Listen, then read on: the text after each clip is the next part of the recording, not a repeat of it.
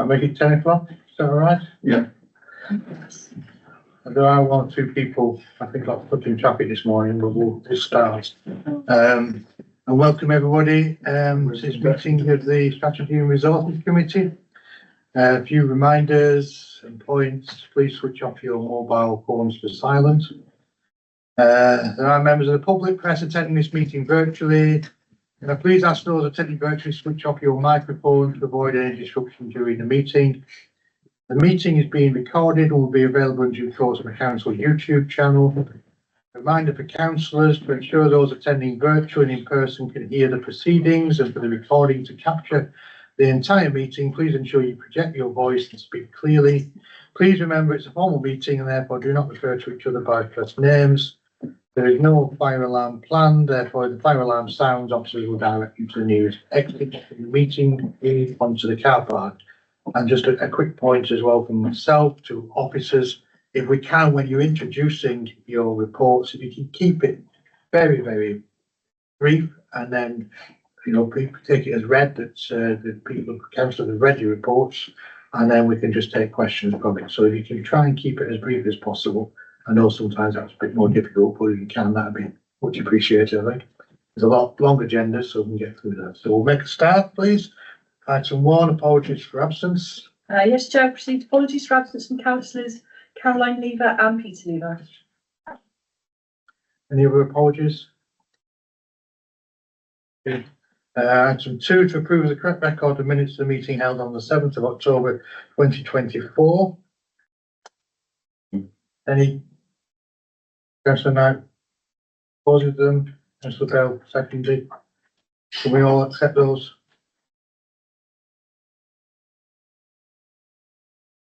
Item 3, there's no items to be brought forward. Item 4, declaration of interest.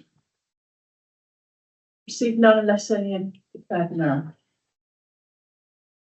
Okay. No more declaration of interest. Item 5, has been, Councillor Prowse, there has been a recommendation that we move item 8 to item 9 and item 9 to item 8. I think I've got that right. Is that right? Yeah, thank you, Chair. Members, it's just to move the performance and financial management report ahead of the treasury management report before the first item then considers the capital programme, and the treasury management report then sets out your borrowing requirements and approved borrowing levels. It's to move item 9, the quarter 2 performance report, to item 8, and the treasury management report to item 9. Members are happy to approve. Was that all, Chairman? Yeah. Second. We on approve that? No. Thank you. Thank you, Chair. Moving on, item 6, Seven Brethren, Mrs. Sarah Dear. Thank you, Chair. Members, as you'll have seen from your agenda, this is a report note, and what I've provided you with is a summary of progress on land at Seven Brethren. That's the land release project to deliver 180 dwellings. As I say, it is a report to note. The summary is provided for you, but today we're being joined by our developer partners from Acheron Group, who are going to provide a brief presentation to you, which will go into a little bit more detail from the report. If once you've received the presentation, there's anything in the report itself that you want clarification on, then please do ask that in questions. So, Chair, if it's okay, I'd like to invite our colleagues to make that presentation. So we have James Brent, who's the chairman of Acheron, Tatiana Brent, who's the assistant development manager, and Tony Hopwood, who is the development director from Acheron Group, to give that presentation. For the purpose of Seven Brethren, it's being developed under Tarka Living Limited, and they're also going to give you members a very brief update on Laceworks also, which they're also delivering in Barnstaple under Laceworks Living Limited. Thank you.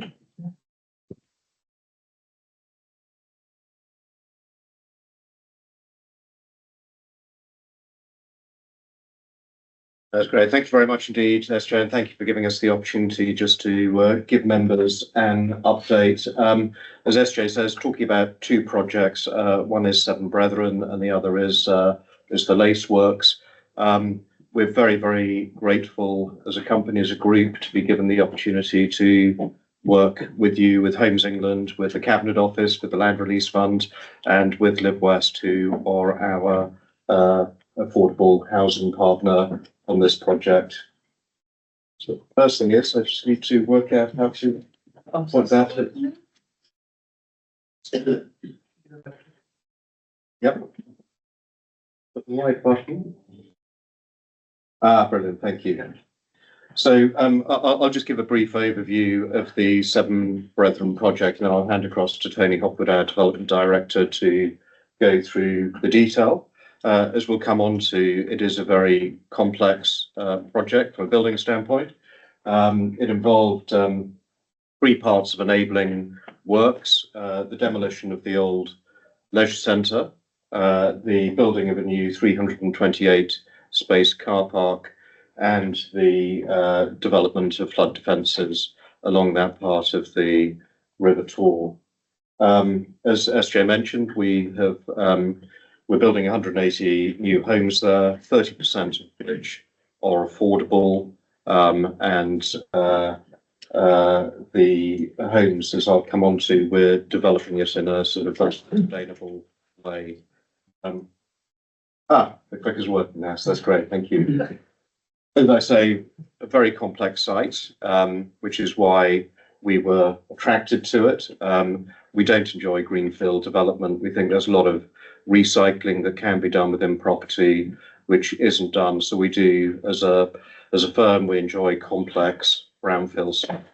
Quite often, like Laceworks, it'll have a sort of listed element to it.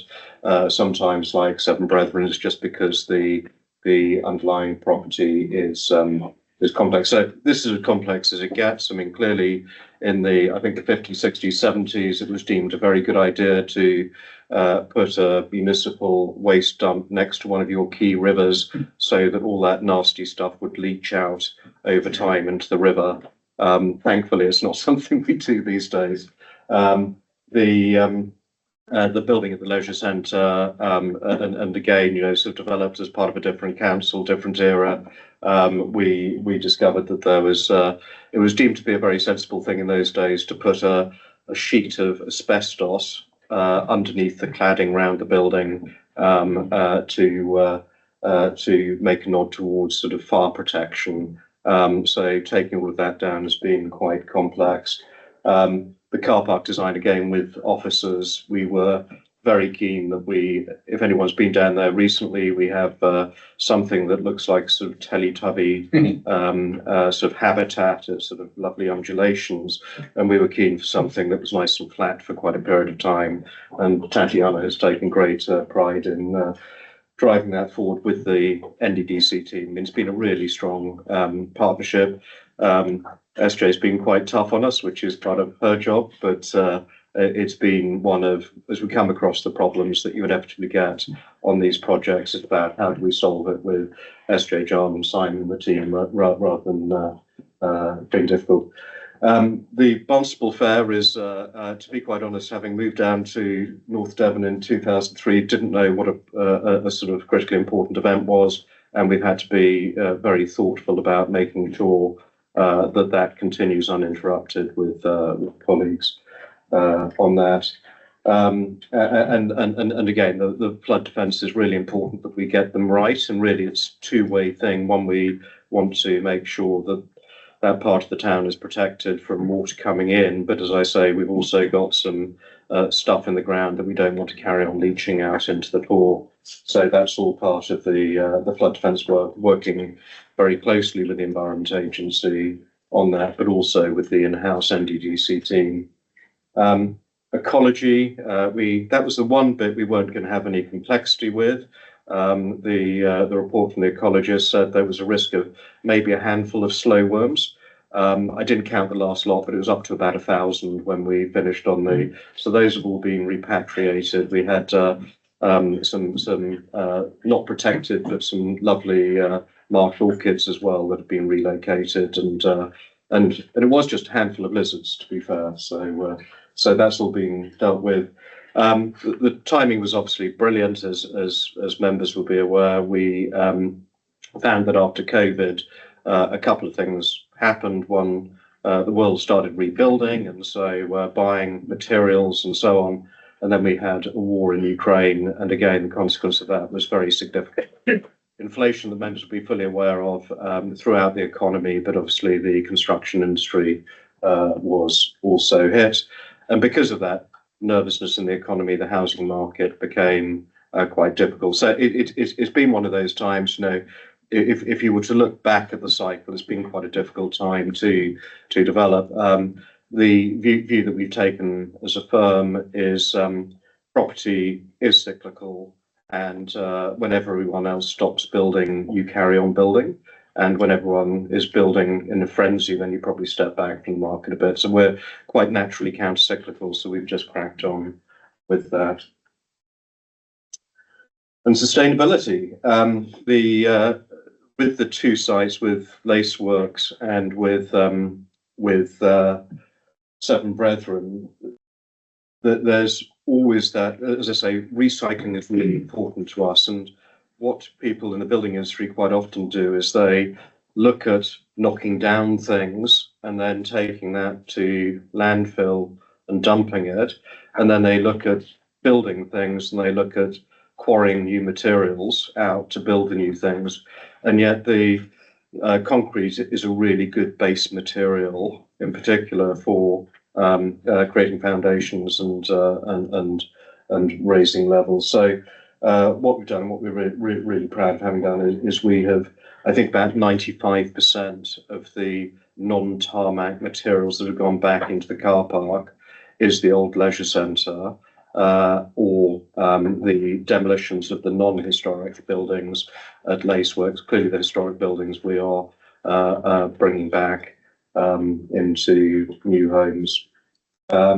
And even things like, you know, sadly, as part of the new car park, we obviously needed to remove some trees, but rather than just remove them off site and get rid of them, what we've done is we've chipped those and used those as part of the landscaping and habitat work going forward. So again, I think both those projects are being progressed very thoughtfully to try and mitigate the impact on the environment.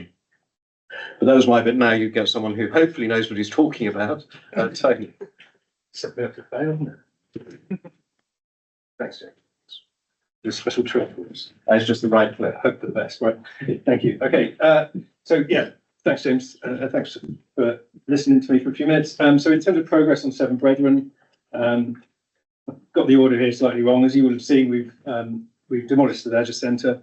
That's flat now. The site's cleared, and as James said, much of the arisings have been graded and are now sitting underneath your new shiny new car park.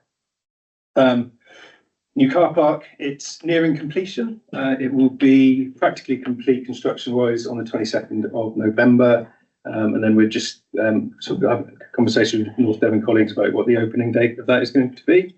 But really good progress on that job. And to be fair, the builders have made a really good job of it. So we're really, really pleased with the car park. Reserve matters. So as you'll recall, the local authority took the outline scheme to the LPA for consent, and what we've done is we've developed that outline design in partnership with North Devon colleagues to reserve matters. So now we've got full planning consent, and we can go and start building the homes. So the architectural design post planning is 95% complete. We're just getting the final civil and structural design work done. You'll probably see some surveys on site over the next few weeks while they're figuring out where pipes and cables and all that good stuff is. And then the civil and structural engineer or design can be finalised. We've got funding agreed, and we've got our affordable housing provider on board as well. So we're pretty much good to go.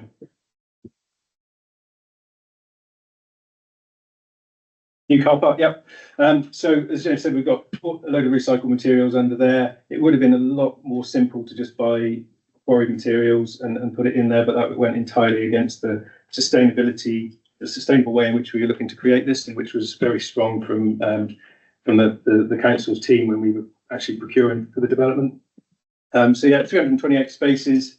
The disabled spaces along here, the electric vehicle charging, and then the traveller toleration site or temporary traveller site, which is at the bottom end of the site. and all the facilities that go with that. So yeah, within the next few weeks, it will be, in terms of construction, it'll be finished and ready to go. And that'll be the new home for the fair, which will be fantastic. I know they've been down wanting to try and measure up already for next year. So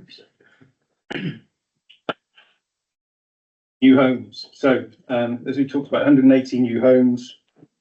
I'll get the numbers wrong, so just let me reflect on the notes. 125 of them are family homes, and then the remaining 55 are apartments in these two blocks at the north end of the site. 30% of the homes are affordable, and many of the affordable, or the biggest chunk of the affordable homes, are being delivered in the first phase. So we're getting started early with the affordable homes, and then we start down this end of the site, and then we work up through the site in phases up until the final phase, which is the apartment blocks at the top. In terms of sustainability, you'll see we've got provision for photovoltaic cells on the roofs of the houses. Everything's heated by air source heat pumps, and there's provision for electric vehicle charging throughout. And we think we've worked up a really good design. And we went around the houses a few times to make sure that it was everything that Sarah Jane wanted it to be. And that the apartment blocks didn't look like a prison, but that was a different conversation for a different day. So yeah, again, we're really proud of how the design's developed, and we look forward to getting started in the new year.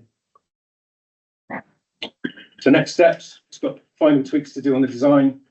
Our engineers are talking to the statutory authorities, so highways and so on, about sectional agreements for connecting into services, utilities, roads.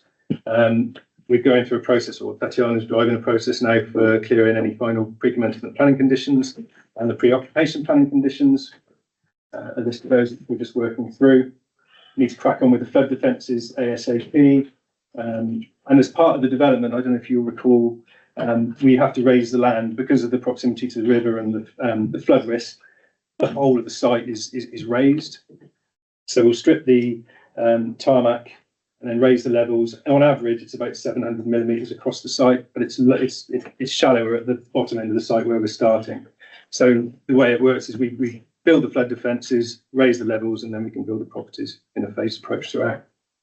And then we start building.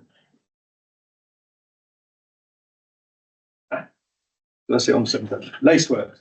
We were asked to do a very brief update on where we are with the lacework. We're a bit further progressed with the lacework because we've been on site for quite a while. So as just to remind everybody, there's 65 homes on the lacework site. 29 of those are affordable. So we're working with a partner, Live West. Those 29 homes, all of them have reached Golden Brick. There are 4 which are in the last phase, which are just sat at Golden Brick for the moment. The other phases are well progressed. So these 4 are running a little bit behind because we had some issues with the proximity of some cables. This block and this block are almost finished. These are going to be handed over just before Christmas. This block is handed over mid-February, and then this final block will be mid-June, early June. So yeah, it's all gone very, very well. And then the conversion, which is the remainder of the site, I'll come on to that in a second because I think I've got it in order. Yeah. So the affordable homes, these are actual photos. The earlier ones were CGIs, but these are actual photos on site, probably a couple of weeks ago. The quality, I mean, we went and had a look around the other day, and they're really, really good. We're really chuffed with them.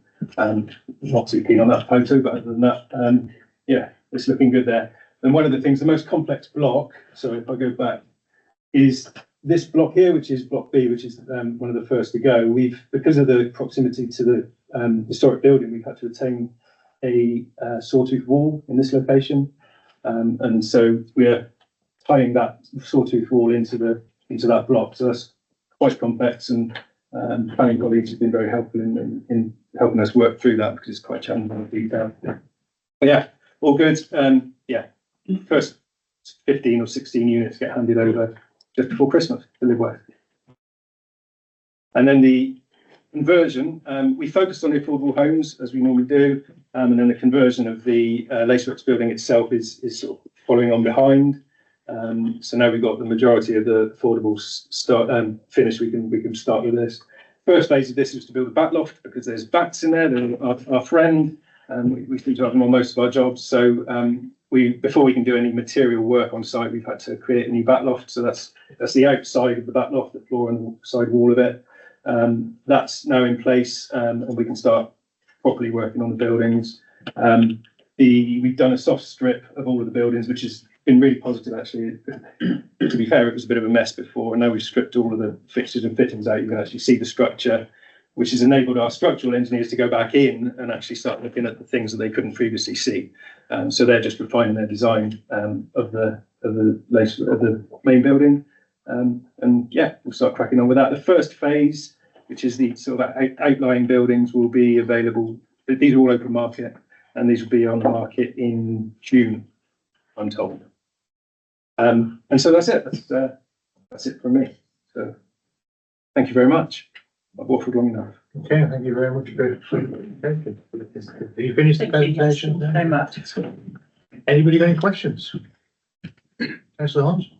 Yeah, I was just going back to, I think Councillor Bell might have helped me a bit on it, the affordable. We've had this coming before with the affordable, and local people have not been able to afford the affordable.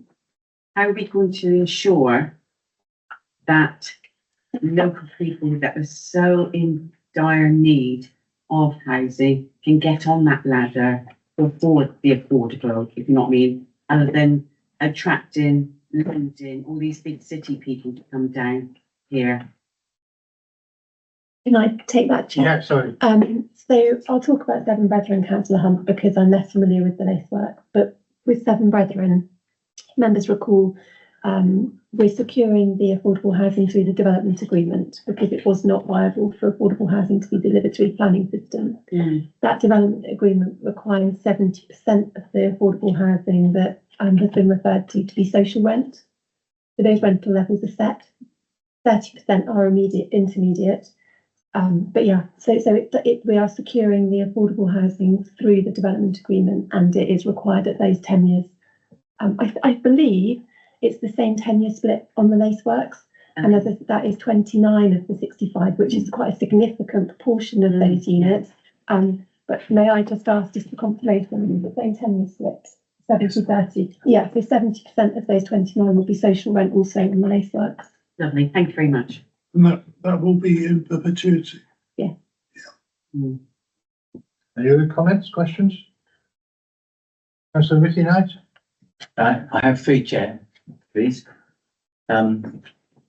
Firstly, with regard to flood defences, which concern many of us and will continue to, despite your optimism.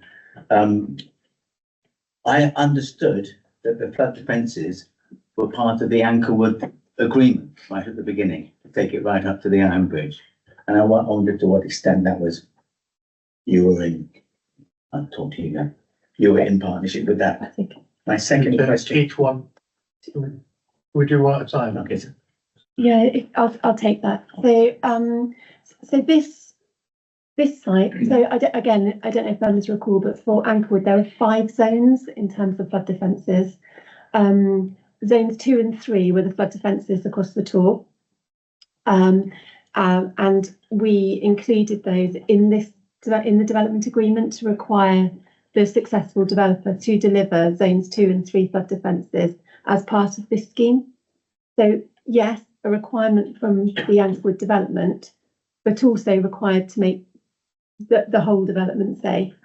So zones 2 and 3 flood defences will come forward as part of this scheme. Zones 1 and 4, as part of the Anchorwood defences, are outstanding, and they sit. So North Devon Council have a monetary contribution to deliver those defences, but they sit outside of the development agreement with Tarka Living Limited. I'm quite happy with that, other than when you say safe. Maybe I'm being a little bit too negative on that, but I am concerned that I don't know what the safe level of flood defences is. So in that regard, we've been working with the Environment Agency as the technical experts in that field. Appreciate that. Second question. With regard to the ecology report on the area for the car park, saying there were a few slow ones. I mean, this is my route into town for the last 30, 40 years, so I know the whole procedure and the whole development of the car park, which is brilliant, despite being up and down, no longer. But previously, this whole area between the all-weather pitch and the recycling centre was I would have thought it was a wildlife jamboree, you know, and ecologically speaking, and I wondered to what extent that there'd been a serious, a robust look into the ecology in terms of biodiversity, not just animals on the ground, but the birds in the trees, and the nesting time, etc. So I'm surprised it was so few things to protect there. There's a question there somewhere, man. Well, I'll come back to that. So we had to go through quite rigorous set of surveys as part of the planning process. But what James Brent was referring to then was actually on site. There was more ecology found than anticipated through the survey work. But they have been working with ecologists on site to ensure that all ecologies have been. I doubt was the wrong word, but they've been so the ecologists said, well, this is what you need to do to ensure compliance with legislation, and that then happened. So it's gone through a set of stages. We carried out a set of robust survey work, which was required an environmental impact assessment for the scheme. That went through the planning process with a set of conditions. Then on site, the ecologist has been working with the developer to ensure compliance, and where additional ecology has been found, then they have needed to put robust measures in place to ensure that they are solutions have been found to mitigate ecology. So I can assure you that an ecologist has been present throughout the process and worked in conjunction with the development team. Thanks for the assurance. My third question, please, is much easier.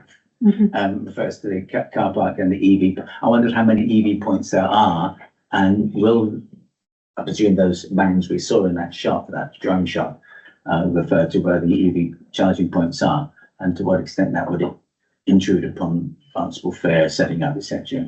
Yes. So I'm sorry. Can I come back? So at the moment, all we've asked within the contract is that the provisions be put in place to facilitate EV chargers. They won't come forward at the point of opening in this car park.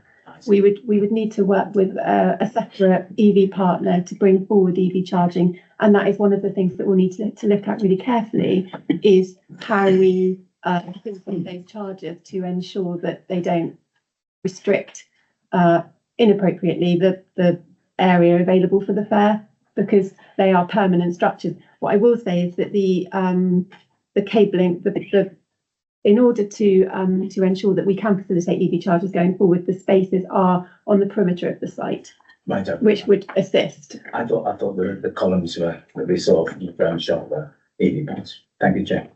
Mr. Bell. Thank you, Chair. Just a very quick comment. I'm aware we've got a lot to get through today. Just wanted to thank HJ Property and Regeneration Planning Department and yourselves for bringing two very difficult sites back into use. I mean, they are, as you've said, sites with historic problems and cultural landmarks, and they look like very, very worthwhile developments. I'm really pleased to see this, and so much housing going into stock, which will hopefully, as things change, be used for providing housing for local people. That's fantastic. Thank you very much. Thank you, Councillor Dodd. Councillor Len. Thank you, Chairman. Chairman, at the end of the day, it's a good scheme which is providing much needed social housing for our area, which is quite good. Because you also mentioned about the completion date of 2028, because it's been phased, of course. I'm just wondering, how does it work out the numbers for the phasing before that, just to encourage that we're having more social housing sooner, so to speak, because it is phased in 4 phases, isn't it? I'm just wondering what's the timescale for phasing. Can you answer that? Yeah, so I want to put it on the spot. So the family homes have been delivered in 3 phases. So, Okay, yeah. First phase, which we call phase 2, we've always called the enabling works phase 1. So phase 2 is the first phase of homes. And that is about 54. Then the next phase, the next 2 phases are the remainder. I'm terrible with numbers, so apologies. But what we anticipate, and this is subject to market, is we'll begin with phase 2 And then hopefully we'll just rattle through with phases 3 and 4, and then eventually phase 5. That's the plan. That's how the programme set out at the moment. And if we can accelerate things, then so much the better. Would it be completely completed, including the apartments by 2028? Or are you talking about housing generally, which is a social housing, which is an advantage to the district council?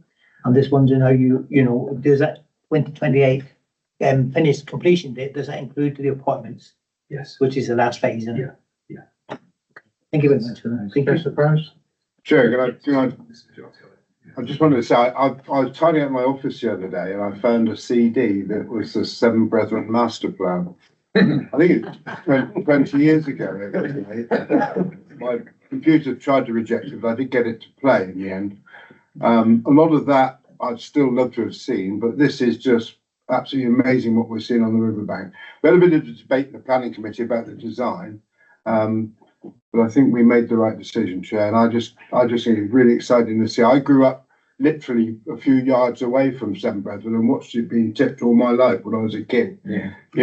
And I can see why James is raising an eyebrow about what the old town council did. But there, so it's great. But the other thing is, I wanted to say thank you to the team, both teams, because I was lucky enough to go and have a look at the lace factory, and I got a particular interest. My grandfather learned his trade in engineering in the lace factory back in the late 1800s. So the balance that's been able to be struck here between demolition and conversion is just fantastic. And I think the houses at the back look fantastic too. And when new developments don't look right sometimes, but that does. And I think it's actually going to contrast but complement at the same time the conversion, Chair. Joe, I just, it's great to be to at long last see these things happening. I thought the lace factory would end up losing the building. But to find a new economic use like that, I think everybody that's born and brought up in Barnsley is really proud of it. So just to say thank you to both teams. Really, really great. Thank you, Councillor Price. I think that's eloquently put what most people around here were thinking. Thank you. Ken? Just to answer Councillor Lane's point about social housing, just confirm with the team that for the bulk of the social housing will be provided as part of the first phase of the development. Okay, thank you. Councillor Ricky Knight? Second point of the cherry, Chair, if you don't mind. I must admit, I thought it had to be questioned, so I just have to say on behalf of Councillor Prowse that that's a eulogy that I completely share. I didn't want to think I was being mealy-mouthed about a few issues. Yeah, thank you. That was a comment. Yes. Any other comments or questions? Great, thank you. So thank you very much for that report. Much appreciated. Thank you. Can we have somebody to move the recommendation? Yes, Noted in it. to note the recommendation. Yeah. Thank you. Thank you very much. Mark, are you okay to give us a brief update? Yes. No, I heard there was. Yeah, try to find a parking spot. It's impossible. It's impossible. Everybody's parked on the verges and everything. Well, when we get this fantastic cycle rack put in. So long. it's okay coming from Bratton, but you try to go back up again at my head. Electric bike, electric, Yeah. all right. Charge it in. Right, item 7. Mark, this is the material recovery infrastructure facility update. It's Mouthful, isn't it? every time. Yeah, we need to change that. Well, Nina's clever nickname for it was Murphy, actually. So that's Project Murphy. It's nice and easy. So just very briefly, things are progressing well since I last spoke to you. The offices, I think, had just been delivered when I last updated members. They've now been fitted out. We did some snagging and defects work last week, only minor stuff, but that's complete now. So the team will be looking to move back in over the next couple of weeks, which they're looking forward to. We've just got to do a little bit of work on the ramps and the steps into the offices, and then they're done. The glass bay, the steel frame is now up and complete. So we're just now adding cladding and the roof. So that should be complete over the next couple of weeks in its entirety. And we can start using the glass bay again, which will be good news for the yard staff. In the process hall itself, phase 3 of the works are continuing.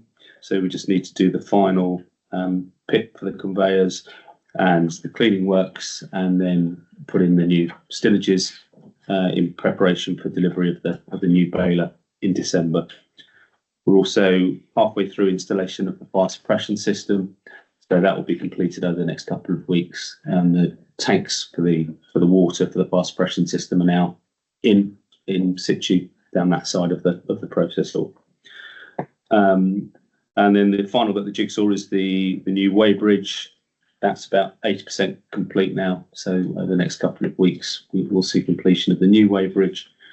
And by the end of November, we've got a couple of weeks float built in, just in case there's anything left to complete. But then the construction works will be finished, and we'll move into the different phase of this project, which will be the delivery and installation of the new baler.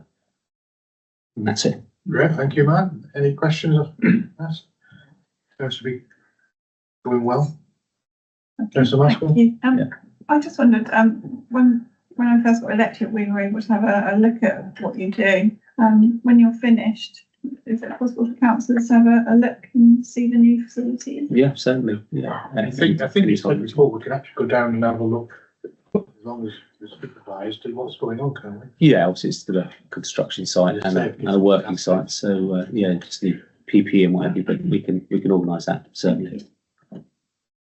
Councillor Lane? Can you not refer to it as a glass bay? Because as soon as you mentioned glass bay to me, that was a bay made of glass. Good point. Yeah, for clarification, it's made of steel You know what I mean? and it will store glass. Just exactly. Thank you. Remove glass ceiling with you. Just you need to get your powers back, say. Bay glass. Any other comments, any questions? Okay, thank you very much, Mark. Those who have problems getting here, we've moved item 8 and 9 around, so we can move on to item 9. Performance and financial management quarter 2. I thought it was John who was doing this. Thank you, Chair. So I'm here to present the quarter 2 performance report. The recommendations in the report are 2.1 to 2.7. Firstly, I'd like to just briefly talk you through our revenue position. The revenue budget for 24-25 was approved at full council on 21st of February 24 at 16.433 million. The forecast budget deficit at quarter 2 is £6,000. The variance making up this deficit are shown in Appendix A. Original budget for 24-25 included a budget to achieve £250,000 worth of vacancy savings. The current position forecast that will achieve 256,000 based on known vacancies to date. The collection fund reserve has a balance of 544,000 protection against future volatility.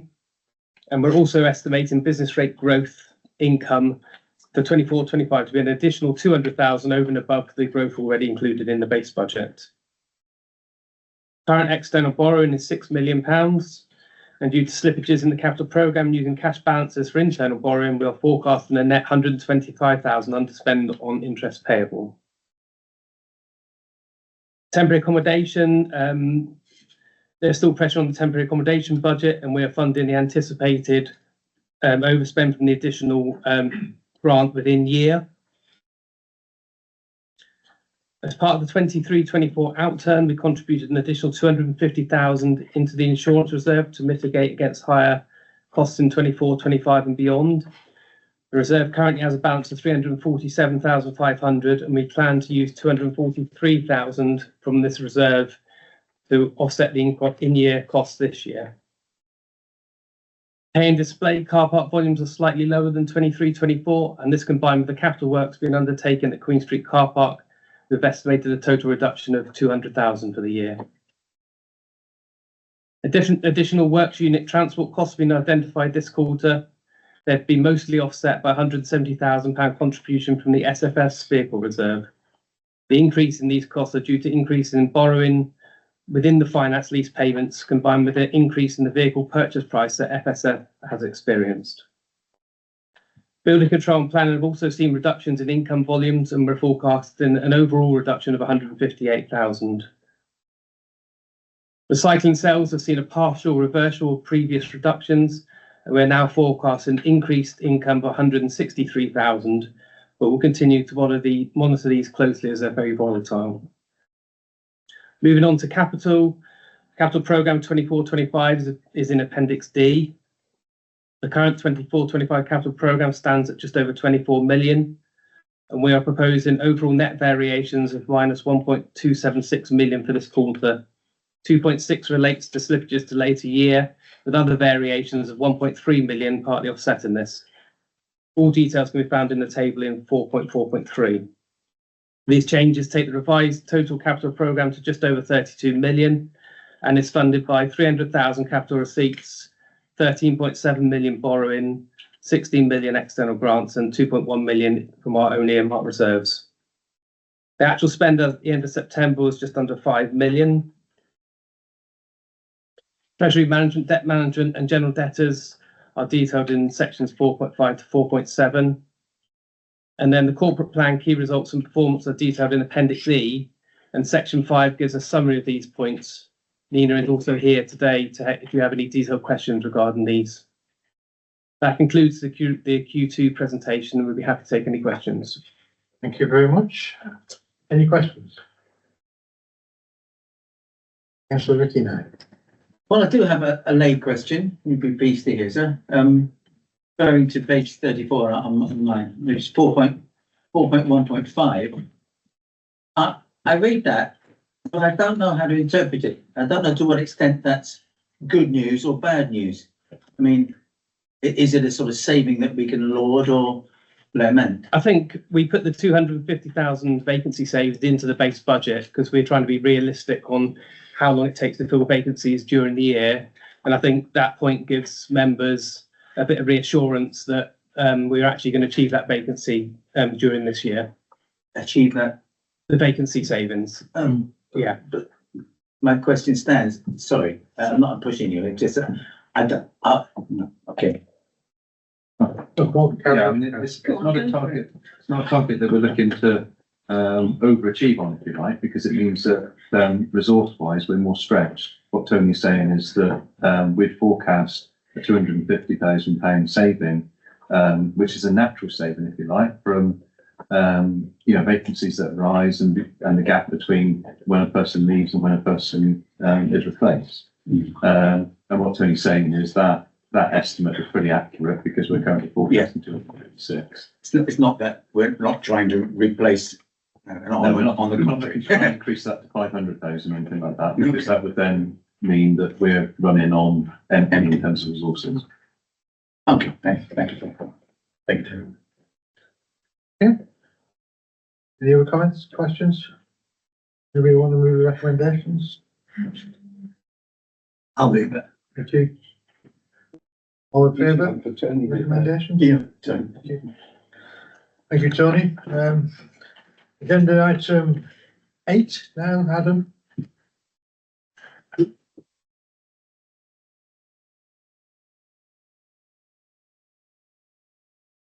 Thank you, Chair. The Council's Treasury Strategy for 24-25 was agreed by full Council back in February. This is the mid-year review report, which is looking to make some amendments to that strategy and to update members on the current Treasury position. Our forecast capital financing requirement, which is our underlying need to borrow to fund the agreed capital programme, will be circa 37 million at the end of the financial year. We project to fund the CFR with 18 million of external borrowing, 5 million of long-term liabilities in relation to our vehicle finance leases, and the remaining 14 million of internal borrowing from our own reserves and cash flows. External borrowing, excluding finance leases, currently stands at 6 million, with the current cash flows projections indicating the need for a further 12 million of borrowing during the second half of the financial year. Given the bank rates are forecast to reduce, we are proposing to amend the upper limit on borrowing under 12 months from 70% to 90%. This will allow greater flexibility to structure our borrowing in such a way to maximise the benefits of potentially lower rates on maturity. In terms of investments, our portfolio has yielded 280,000 of interest during the first half of the year, compared to our budget of 400,000 for the year. This is an average rate of 4.72% compared to the SONIA benchmark rate of 5.12%. However, if we exclude the funds held within our own bank for day-to-day liquidity purposes, the investment yield would be 5.19%. I'd like to refer members to the recommendations in section 2 of the report. I'm happy to take any questions. Thank you. Are there any questions? Councillor Lynn? I thought I let Tony off today. I don't just pick on Adam. Adam normally gets it easy every time he comes in. Thank you. Can I ask a couple of questions? We'll probably be the wrong couple. I see under page 20 that capital financing requirements actually gone up about 970,000, nearly £1 million, for just in a short period of time. I'm just wondering what you class as a short period of time. Yeah, well, that the capital financing requirement, you're right, has gone up, and it relates to 2 schemes. So it was agreed for the local authority housing fund, and also the material waste site. So that in a sense is added to the capital programme, and that has a borrowing need. So that 37 million is the figure that we need to be able to fund. I see on page 21 also, when you're talking about environmental enhancement, your original estimate was, like, as an example, was 3.2 million, and then all of a sudden goes up, and well, that's gone up just over 1.2 million. But also, when you look under planning, because you're talking about planning where you less income in that, you got an original estimate of 1.9 million just over, and it's actually revised up to 4.5 million. I'm just wondering where the big gap is to justify the big gap, you know, if you're talking about finance. Yeah. In many ways, that is the approved capital programme. So in the previous items, when we set the original forecast for the Treasury position, it was the first column that you're referring to on page 21.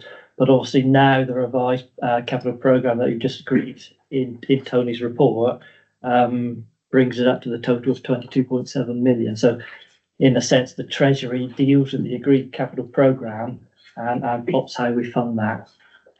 Because in your report, you talk about this nearly £1 million difference. In actual fact, you got it 650,000 one place and 350 the other, which was approved at full council in March. I'm just wondering, should that may fall in the last financial year for funding? You know what I mean? Because you actually increasing it in this financial year. It should have been in the last financial year because it was approved in March. Yeah, the material one, you're right, was approved in March. When we set the Treasury original strategy, that was in February. So it comes to you at February to be approved. That was then agreed in March. So that is why that figure is adjusted from our original strategy. I just make one more point here, which you actually said here. Authorised limit. That represents the limit beyond which borrowing is prohibited and needs to be set and revised by members, which I presume you're trying to do now because we're over the limit, aren't we? Not the authorised limit. No. The authorised limit is set at 40 million. Yeah, I see there's 40 million because you've gone from 37 up to 40. It reflects a level of borrowing which, whilst not desired, which I would agree with, could afford to be in the short term. That's why I asked the question of what you class as a short term, but it's not sustainable. But it's not sustainable in the long term. So it's suggesting to me that I think as an authority we need to be a bit more wary about which way we're going with capital financing and spending going forward. Because I think with the increase over the last few years, I think society could find itself in some sort of difficulties financially. Just to answer that one, if I can. Yeah, so in February, we will come back with a 10-year capital strategy, which will set out our current plans and project those for the next 10 years. So that will pick up on the very point that you're raising. And also one more point I'm going to make. Therefore, in another 2024, therefore, because I'm sure everybody read this. Yeah. I hope they did. Therefore, external borrowing, excluding financing and leasing, because you don't actually, you haven't got the financial leasing in to do with the, I presume, vehicles and that. Yeah. And which makes a big difference. As of 3rd September, 24 was 6 million. We are projecting this is a further 12 million, maybe borrowed over the second half. Is that going to be the case, or is that going to be internal borrowing, do you think? That is, we are projecting at the moment that will be external borrowing. Because I know you're making a point of what you're saving. I know you're making a point of what you're saving in finances by interest rates, but in actual fact, because the interest rate's still up, it's gonna go back, reverse the other way when it gets to the end of the financial year. That's what I'm saying. Yeah. Sorry. So again, just to prove that point, I mean, we're saying that the borrowing need is 37 million, and we're saying internally we might be able to borrow 14 of that. Yeah. The rest we have to get externally. There will be slippages in the capital programme, which will reduce that down, or improvements in our own year-end capital position. We'll hopefully try to do forward.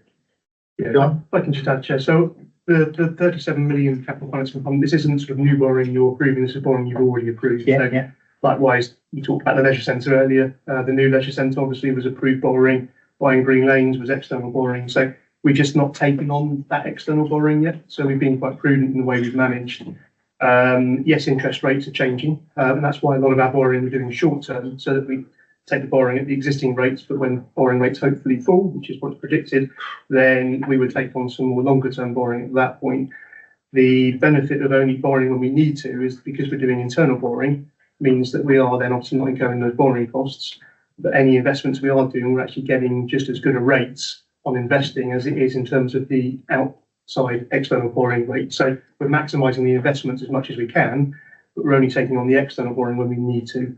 And obviously members have approved additional borrowing this year with things like the Local Authority Housing Fund. So yes, that will incur some borrowing at some point, but we'll only take that borrowing when we actually need to from a cash flow perspective. Thank you, Chairman. Thank you very much, Adam, for that. Can I ask you, Adam, where is Appendix A from? It's a bit subjective comments. Appendix A, that's from our Treasury consultants. They use that information. Our Treasury, not Kevin's Treasury. Well, we have external consultants that we use, Linked Asset Management, so they provide that economic commentary, I suppose. Yes. Any other questions, comments? Okay, thank you, Adam. Can we do the recommendations? Yes, sir. Ask all in favour, recommendation, thank you. Unanimous.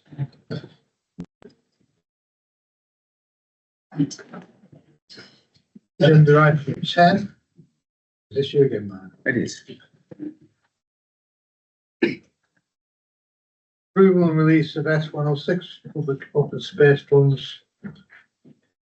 Thank you, Chairman. Yes, this is very straightforward reports, just requesting the release of public open space funding for 3 different projects totaling just over £12,000. The projects being spoken about are the installation of LED lighting at Burrington Village Green, double glazing for Heasley Mill Village Hall, and access improvements to Lovercott playing fields. So the recommendation is that the capital programme is varied by just over £12,000, and that funds are released subject to terms and conditions of a funding agreement approved by the senior solicitor and monitoring officer for external projects. Thank you, Mark. Any questions? Yes, Ricky, Ricky, thank you. Recommendation been moved, seconded. All in favour? Thank you very much. Thank you, Mark. Thank you. Item 11. Insurance layer for Bridgeworth Environment Centre. This you, Adam, again. Yes. Sorry.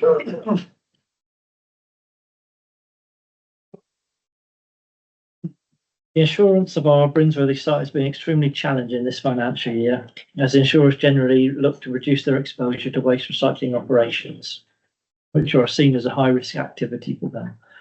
The site has a reinstatement value or a rebuild value of circa 15.9 million. Currently, the building is shored up to the value of 10 million.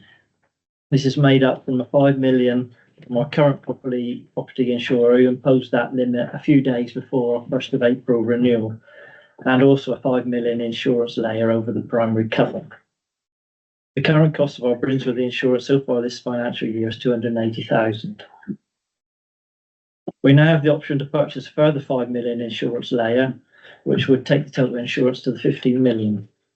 This layer can be procured to the end of the financial year or over a 12-month period. The 12-month indicative cost of this additional layer would be 125,000. This would mitigate the financial risk of a complete loss of our site. However, if members are aware, the significant capital work to the processing hall now includes a fire suppression system, or shortly will, that aims to reduce that risk. There is a natural break in our insurance contract in April 25, and we'll look to re-tender the insurance for our property portfolio with the aim of finding an insurer that will be able to cover the full reinstatement value of the site. Again, I'd like to refer members to the recommendations in the report. Happy to take any questions. This is a difficult one to some extent, isn't it? Has anybody got any comments or general questions you want to ask before we move on? Councillor Muscat. I just wondered if the new sprinkler system, will that make a difference to future insurance? We hope so, is the answer. I mean, we've had discussions with insurers. It is the sort of thing that they would look for in the site. Nobody has sort of said, oh yes, we'll take it on or anything like that, but all the indications are positive that that's the kind of things that they would expect to see in the waste site. Chair, Zurich were always the ones that used to say, you know, we will adapt and we always make sure we look after local authorities. Have the days all changed from that? Zurich used to be our property insurer many years ago. Now they won't insure the site. Not interested. Well, sorry, I think I'm right in saying that we've got to make a decision on 2.2, don't we? Yes. So members determine whether the second insurance layer be procured based on the resource implications set out in section 5 of the report. So the risk one. Can you just perhaps give a little bit more on that particular aspect of it? How much it's going to cost that we're going to vote on now? If it goes to a vote. Yeah, so I'll just take you through. So it is a case of, you know, do members want to take out this additional insurance layer? The cost, if we just take it out to the 1st of April, which would be when we have our natural break in the insurance, would cost about 52,000. That can be largely covered from the insurance reserve. I think the issue is whether you want to go beyond the 1st of April, is that there's no guarantee when we do our insurance tender that we won't find ourselves in the same position that we're in, and we won't be able to find one insurer that will do the full reinstatement value. So again, taking it over a 12-month period just gives that flexibility should we need it, albeit we can cancel it. Members should note that the remaining 73,000, if we took the 12 months, that would be unfunded pressure for next year's financial budget at this stage. So that's kind of the position that we're in. Councillor Bell, did you say something about that? Yeah, well, I see Councillor Lane, I think he was about it before me, and probably. Sorry. I'm always. Well, go on, Councillor Bell, you ask her. Yeah, you go. Well, I would be interested. I would. This wouldn't be North Devon Hospital policy, but I do remember my fire training is that if you burn down the hospital, we will not get another one. Kind of extend the same thing, but this is a lot of money to spend on something that has very little possibility of happening and would be disastrous if it did happen.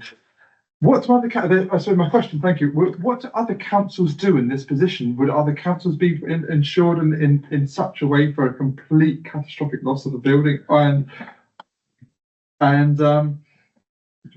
And also, so you're saying £52,000 would take us to April, but we would expect to carry forward this, you know, if we choose to protect ourselves in this way now, we would then carry it forward for a longer period. So that would be a greater cost. Did I miss? Sorry, my stroke brain Yeah. on to Mrs. Details, and would that be that would be a greater cost, but what would we be looking at going forwards on this? And obviously, don't leave your toasters unattended would be, I think, is, I'm not going to say hospital policy, but I think it might be. Yeah, generally, councils there, certainly smaller district councils would look to ensure the full reinstatement value of the property. That's what we do for all of our others. Some of the big county councils do it slightly differently in that they self-insure, so they have a large reserve sat there should they need it. Obviously, we're not in that position. You're right in terms of the sort of 1st of April tender. We would hope to be in a position where we get the full reinstatement value covered and we wouldn't need insurance layers going beyond that point. So again, that is the decision of when members just want to go up to the 1st of April or beyond, but where John might want to add. Can I just ask, because Glenn might have a similar point, sorry. Yeah. And then John could come up. Can I just ask a question? I mean, when's the work's going to be completed? Because you told me there should be, if you've got a sprinkling system in there, and one there before, that's going to be an advantage to your insurance premium. You would up, okay? Yes. So when will that be completed? Before, I presume, before April? We are hoping that the sprinkler systems will be up and operational next. End of November. Yeah. Okay, so in actual fact, it should be, they are dealing with, you're talking about an insurance now, which would cover the sprinkler system as well, going forward up to April, would it? Are the insurance company aware of that? They are aware of the works going in. But they're still saying it's 52,000 up to April. Yes. I mean, am I assuming that you will use the same company going forward, or you will re-tender? Because you say it runs out in April? April, yeah, we will go out to the market. Have you had any preliminary discussions with whether you may be able to save any money yet or no?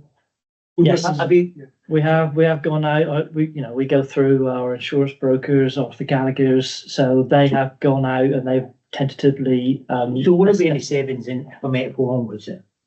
Because quite honest with you, if you was doing insurance, you'd probably just insure something up to the next insurance period, wouldn't you? And then do a new one, wouldn't you? I think the risk, Chair, is obviously we're seen as a higher risk because obviously we've got offices and process all next to each other. Obviously, other councils, just going back to the earlier question, other councils obviously have their recycling plant maybe off-site, so it's a different insurance risk in terms of risk to the wider building. The challenge here is obviously our initial insurance only insured us up to the 5 million. Going out and doing separate layers is inadvertently always going to be more costly because at the time there was no insurer that wanted obviously to insure for the full value. What we hope is obviously with the fire suppression system going in and then going back out to market for the full insurance is that we will then get opportunity and a better deal by doing it in a sense 3 stages. It's obviously costing us more by doing it this way, and obviously each of those insurers are building in their level of risk associated with that. The benefit we have with that first and potentially the second layer is we can cancel if we do get a revised tender coming forwards prior to April. So it won't be 1st of April we get the tenders for the new insurance, we'll hear prior to April. So what we anticipate is that by going out to market with the fire suppression system live and operational, we will be hopefully in a position where we'll have somebody who will come forwards and insure for the full reinstatement value at a more cost-effective price than doing it in 3 stages. By actually demonstrating that it's operational and active, will hopefully aid that conversation. And if we are taking the insurance layers now for a year, we can then cancel the additional layers and get that money back on those insurance policies. So what sort of saving would you save then if you cancelled it in April to change? You know what I mean? Because that's what it is. Because there's a cancellation fee, so to speak, and if you're going to pay the full amount in 12 months. It's predominantly pro-rated, isn't it? Yes, it would be a pro-rata. So it's not a pro-rata. So there's no advantage, there's no disadvantage, probably just going up to April, basically. There may be some small administration fees, but in the context of what we're talking about here, it would be non-material in terms of changing that. But we would expect predominantly a pro-rated approach of the saving back for the additional months that we're not taking that policy. Is this a pro-rata approach now, 52,000 compared to up to April? It seems a lot of money for April, but is it still pro-rata 52,000 now? It's 5 months, Yeah. So there's no gain either way then, is there? It's, yeah, so the 52,000 is obviously the 5 months up to April. The 73,000 that would be incurred in 25-26 would be the 7 months of the next financial year. Okay, So if we are able to go out to tender and get an insurer to insure for the full value, we would then obviously cancel those additional 2 layers and get the pro-rated credits back. well, there's no advantage, you might as well just go up to next April. Yes. So what's what we're talking about for? Not being funny, but not being funny, I'd say do the opposite, what would you recommend, is what I'm trying to say. The risk, I suppose, if you only go for the months up to April, is if we don't get an insurer coming back to insure for the full value, we then have to go back out for that 3rd layer. And obviously the price of that 3rd layer may be more than the 73,000 pro-rated cost for next year. And just to add, Chair, Yeah. I suppose we've been working on this from the 1st of April, and we've now got to the stage where we've got this 2nd layer. So I suppose what we're saying is we don't want to be 1st of April next year and then struggling to get layers. That's why we're having the conversation about 12 months. Yeah, but you'll still be in layers, if you don't get your way, you'll still be in layers, you're in layers now, so you'll still be in layers, so you might as well just pay 52,000 and take it up to next, I would recommend you take the 52,000 up to next April, which is an option, isn't it? Councillor Ricky now? Yes, it's like roulette, Yeah, it is. isn't it? Let's take a chance, shall we? It's not a chance, you just pay money. Yeah, sorry, my question is, I'd like you to explain 2.3 to me, because I don't understand what the implications of a contract sheet was. Again, because we've been struggling to get insurers interested in taking on just this 5 million layer, it's unlikely that we would meet our full procurement regulations and get a number of tenders coming in. So that's what we're saying. We're likely to have one offer on the table. And that's what that means. Usually you would go out and. Oh, to waive contract, yeah. Right, thank you. Councillor Muscombe? Yeah, I did agree with what Glenn was saying, but actually you saying how difficult it's been to get that 2nd layer. If you get to April and you can't get the full insurance, then it's obviously going to be difficult again to do that, and we're potentially left with that 5 million shortfall again in April for a period of time when you've spent all that money on new facilities. Maybe it would be better then to do the full year and then get the reimbursement if hopefully you can get the full insurance in April. I don't know. I've seen the safer option. You still end up, you still end up the same problem in 12 months' time. I would hope with the new fire suppression system in place, the fact we've had the challenge of getting the layers this year that have been successful eventually by getting there, with the new fire suppression system in place, I would hope that we could get those additional layers again, because we're in a stronger position come April or come the end of this month. The challenge is obviously if the market changes and they're more risk averse, there is always that risk that you can't get them. But I would hope we're in a stronger position with the insurance renewal. But the fallback position is if we can't get full reinstatement value in that renewal, we would then look for those layers again. But again, we'll be stronger because the fire suppression system will be in place and operational. Yeah, thank you. I need some officer help here now, really, because I'm not too certain what to do. And I was unfortunately had to miss the pre-meeting, I was ill. But do we need to vote on recommendation 2.2 first? Yeah, it's a steer, Chair. Obviously, we wanted to bring it to members for that discussion. Obviously, it has financial considerations, because if you commit to the 12 months, in a sense, you are committing out of next year's budget, which again adds that additional pressure to next year's budget, albeit we do have that option to cancel in April if we do get the new insurance through. That's why it's come to members to vote, because in a sense, you are committing for next financial year out of that budget. With respect, though, John, that doesn't answer my question. Do we move 2.2 first? Yes. Yes. So can somebody move the recommendation 2.1 and 2.2 together? And then we'll move on to the whole 3 recommendations, depending. Is that correct? What do you want to do, John? First recommendation, obviously, you're noting the report. Yeah. So again, that's obviously the Yeah. standard. The second one, obviously, is you're determining whether you want us to take that second layer or not. If you're deciding not to take it, then obviously that's a member decision and will remain at the 10 million level. Yeah. If you're saying that you want to take the extra layer and put us to 15 million, in effect, you're voting on 2.2. And then it's that steer as to whether you want us to take it for the full 12 months or whether you want us to just take it up until March, when we then renew the insurance. Can I suggest that somebody moves that we recommend 2.1, 2.2? Yeah. All those in favour? Yeah. All those against? Yeah, Have I confused you? I think you need to do it in one, because I think my view is you should just do it up to next April. Yeah. Because that's the most practical. If you was insuring it, you'd be insuring up to your next premium date, which is next April. And you don't need to insure in 12 months, which is pushing the new financial year neither. So I would recommend, I would recommend the recommendation, but with the proviso that the 52,000 covers you up to the financial year, which is the next insurance premium. Councillor Lane is saying 2.2, that members determine whether the second insurance may be procured, which obviously you are. Yeah. But you're deciding whether you're procuring it up to the 31st of March 2025 or whether you're procuring it for the 12 months. Sounds like Councillor Lane is proposing up until March. Yeah. So again, I would then take that as your proposition and for members to then decide whether you're happy with that. Right. Could I ask, I mean, the key to me is, I mean, do your insurers do the average thing where if you're underinsured, they only pay you the percentage?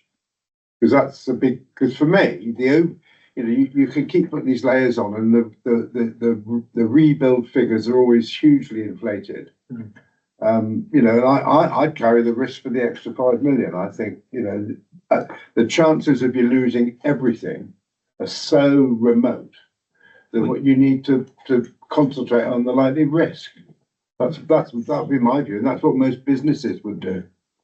And I know we tend to be cautious as local authorities. I think we've got to, we haven't got finite, infinite sort of resources. And each year it's going to go from 15 million to 18 million to 25. And, the premiums are getting to the stage where you should be looking at what we can borrow at. The difference is not so great for us not to take the risk. It's risk management, Chair, at the end of the day. Yeah. Obviously, you've been carrying that risk already. Yeah. Because ultimately we've Might be anyway. got a reinstatement value of 15 million and we've been insured, obviously not up to that value currently. It is risk management. At the end of the day, you're in a stronger position at the end of this month once the fire suppression system is in place. Puts us in a stronger position than we were last month. Yeah. So that's really why we brought it to members for that determination as to how comfortable you want to be in terms of that risk management of being fully insured for the reinstatement or taking that risk management approach and saying, well, actually, we've got £10 million worth of cover. That does give us sufficient coverage across the wider site, bearing in mind we've got the added protection with the new suppression system being in place. But if it did burn, then for the fools, wouldn't it?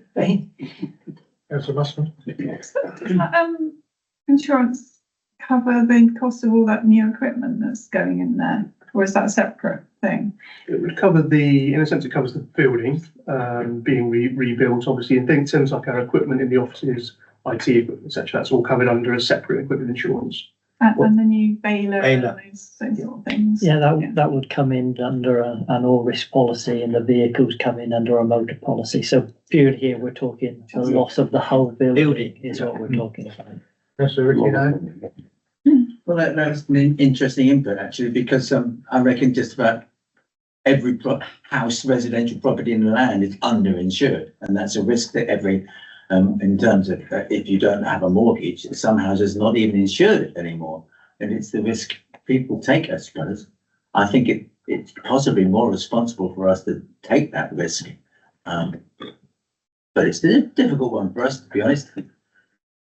Can I ask a question? I don't know the answer to this at all. If this unthinkable happened, who's liable? Councillors would take a decision like this, or officers?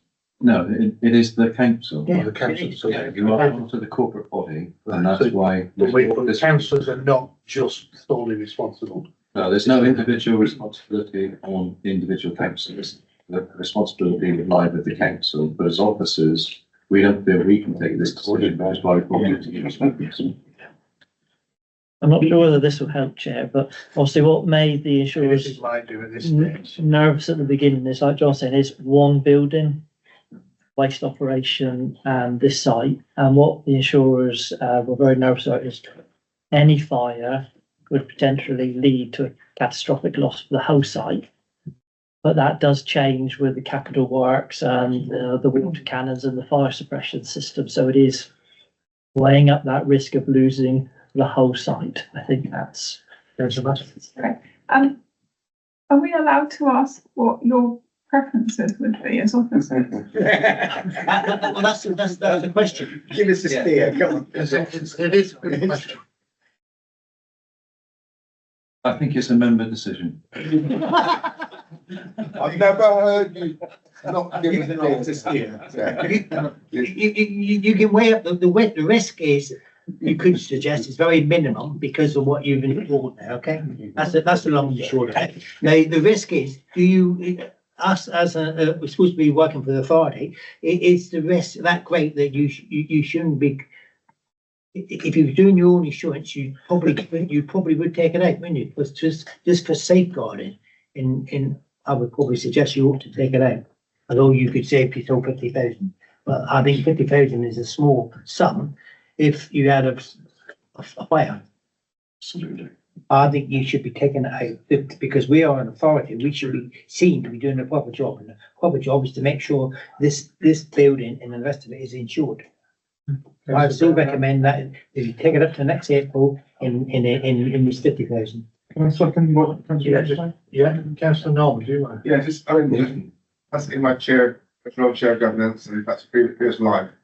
I manage millions of pounds worth of estates, more than on them. And I'll ensure it's the full value. I'll ensure it's the full value. Yeah. It's, you know, that was the boat I took, with all risk management. But that's just me. But I mean, the other side, I think, is about if you get to April and we've not got cover in place, there's no option for the officers to progress the shortfall, maybe. It will be in place. So if I may, I mean, members are talking about the risks associated with the building. I'm getting a little bit uncomfortable, to be honest, talking about that in an open committee. And I think members should be thinking about those risks. But my preference would be to move us into part B to perhaps have a conversation about that. Yeah, I think I've already been there, the chief has said. Because I've already talked about the risk. So we're actually, I think we're at a point now where we can make a decision. We're talking about risks generally. Yeah. But if we want to talk about specific risks associated with the building, then I think we should talk about. I think we can put it into part B Okay. and then come back. Very quickly. Can somebody move that? I'll move it in. Okay, hang on now, I've got to stop recording and I'm afraid our virtual attendees are going to have to leave. Yeah, but Alison can come back straight up. Alice, come back, okay. Motions, both ideas on that, I think. I don't think you've got any seconders at the moment, but Councillor Lane has moved up until April, and I think Councillor Maskell moved up for the 12 months. Is anybody supporting your support, Councillor Lane? Are we in part? Part A, yeah.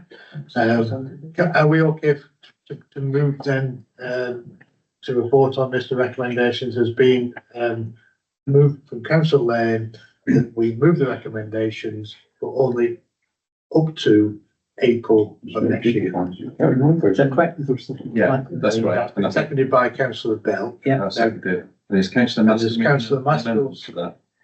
Going to amend it, or are you, how do we do it? Do we vote on the first one? You have to do an amendment if you want to go. Yeah, 12 months. if Councillor Maskell is moving something different, i.e. Doing the full 12 months, then that can be an amendment to Councillor Lane's motion.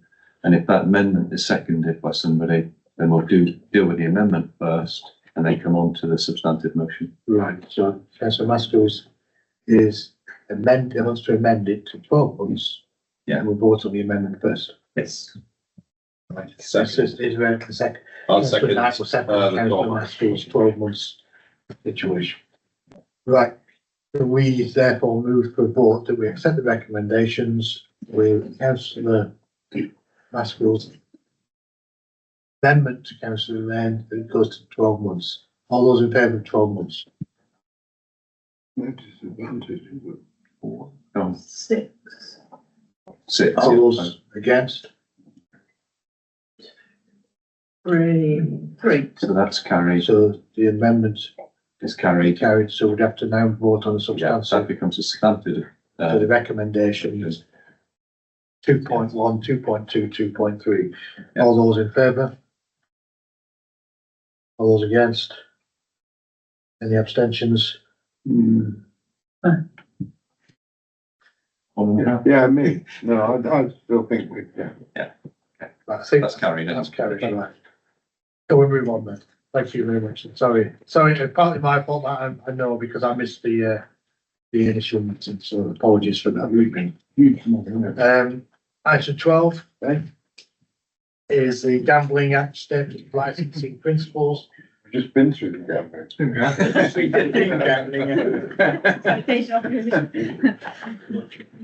Morning, Chair, morning, members. Is it still morning?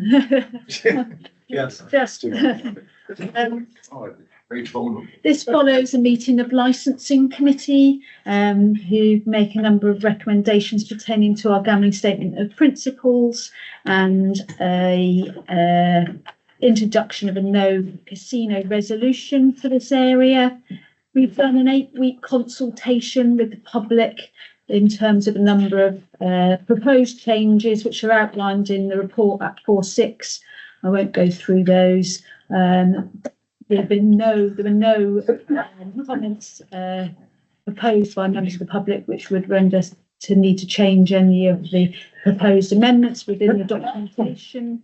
There were 82% in agreement with the proposed no casino resolution, and in moving forward, licensing committee are proposing that that's something that the council do bring into effect, and they have provided a number of reasons at 3.2. One of those was in respect of the corporate plan and objectives relating to financial security, pride of place and prosperity and people matter. With the financial security, it was brought to my attention that perhaps that was not something that we'd wish to include, based on the fact that that was to do with financial security of the council itself, and maybe we would seek, if members are minded, to make a recommendation to council for the adoption of this no casino resolution, that wording is changed so the financial security relates to members of the public in the locality. So in terms of the recommendations before you, they're at 2.1, namely that as per licensing committee meeting of the 10th of September, it's recommended that Stratton Resources recommend to full council that a no casino resolution be adopted, and that the revised gambling statement of licensing principles Appendix A be adopted, and if adopting that no casino resolution, that we make amends to 2.1.1, that Part B4 of the gambling statement of principles be amended accordingly. Thank you. Thank you very much. Councillor Bell. Okay, Councillor Lever, Councillor Caroline Lever and I briefly met with Bet No More, I think, recently, and they pointed out that the cost to the residents of North Devon is about 1.6 million in gambling costs. It's a particularly unkind position to be trapped in, so I think we should recommend approval. Councillor Maskell. I'd like to second. Any comments for? Yeah, I've got a comment. Totally support this the recommendations. It's extraordinary how gambling has inveigled its way into social media, etc. It's like a form of addiction. So, it's only to be a second comment. Thank you. Move to the recommendations. Councillor Bell, seconded by Councillor Maskell. All those in favour? Thank you very much. Thank you. Thank you. Item 13, open for car park, Georgine.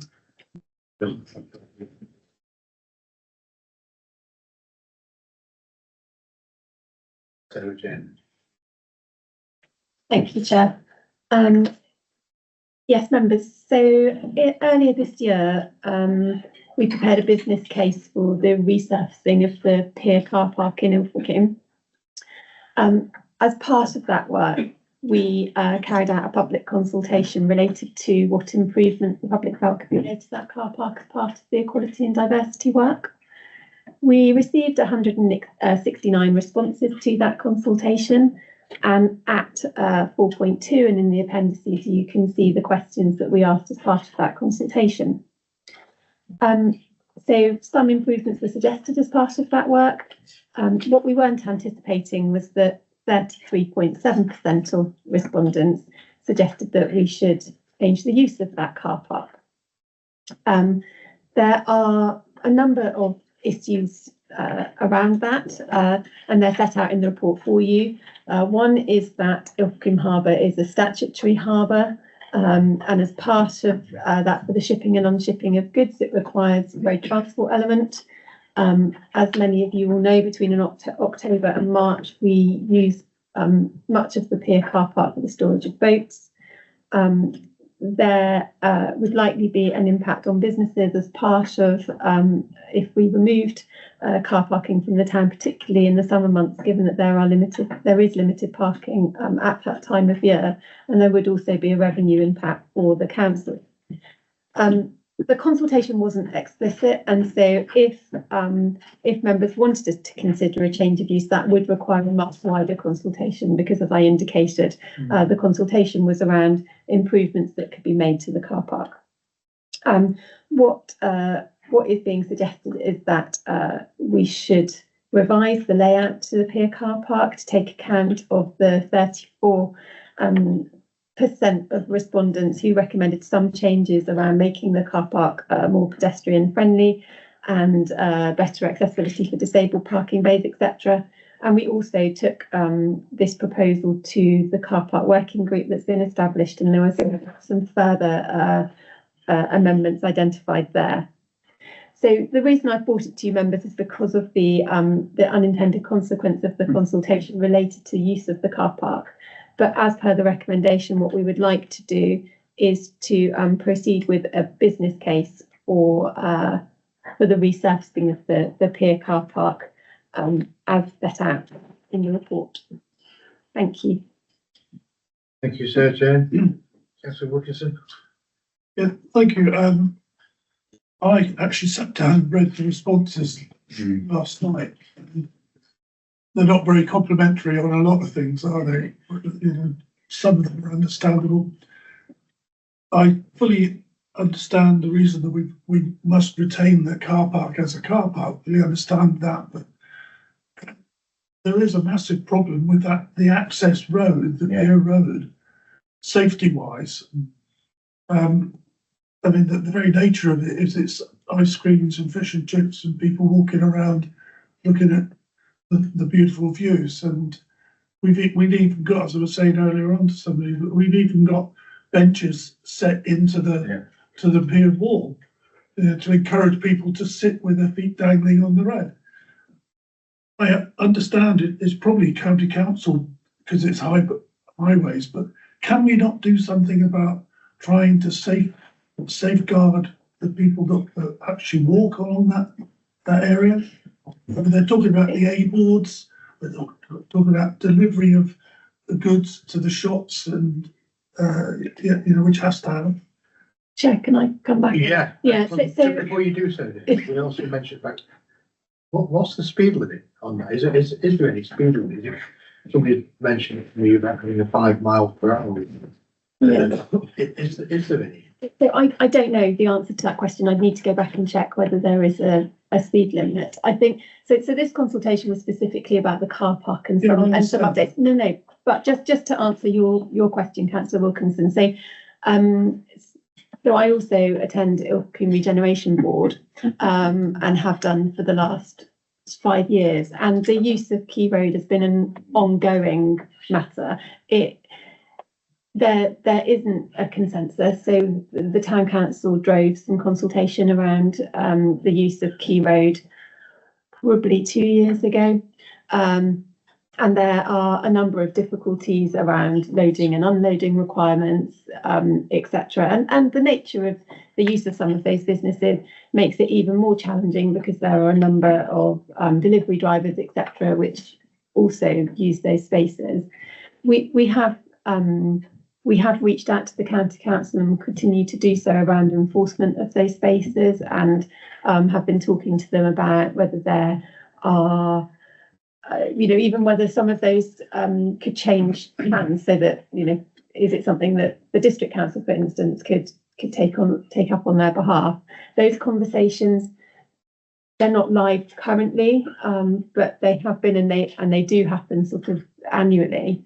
And it's something that we could take back again to Ilfracombe Regeneration Board. But I must say there isn't an obvious solution. And some of you have attended Ilfracombe Regeneration Board and might have heard those conversations. And it is incredibly challenging to find a solution that suits everybody. Yeah, thank you. I mean, obviously, I had done the regeneration thing as well, and fully understand. I'm just bringing it to the table here that it is a very real problem. We mustn't just sweep it under the carpet. I'm not suggesting we are, but we mustn't sweep it under the carpet and say it'll go away, because it won't. Councillor Ricky now. Yeah, it's a shame that our close colleague, Councillor Crabb, is not here, because I feel that my comments might be a little bit out of touch, out of place, because I'm not in the Ilfracombe Regeneration Board and never been there. But as a local lad, I've always found the car park a totally incongruent place to be, especially now that we have that subtle statue there, and the access, as we pointed out, the key road is impassable, but it's just a wonderful approach to the end of Ilfracombe, if you like, that end of it. And then you get there and you find, I'm not knocking the design for the car park, it's a huge improvement and it's probably going to happen.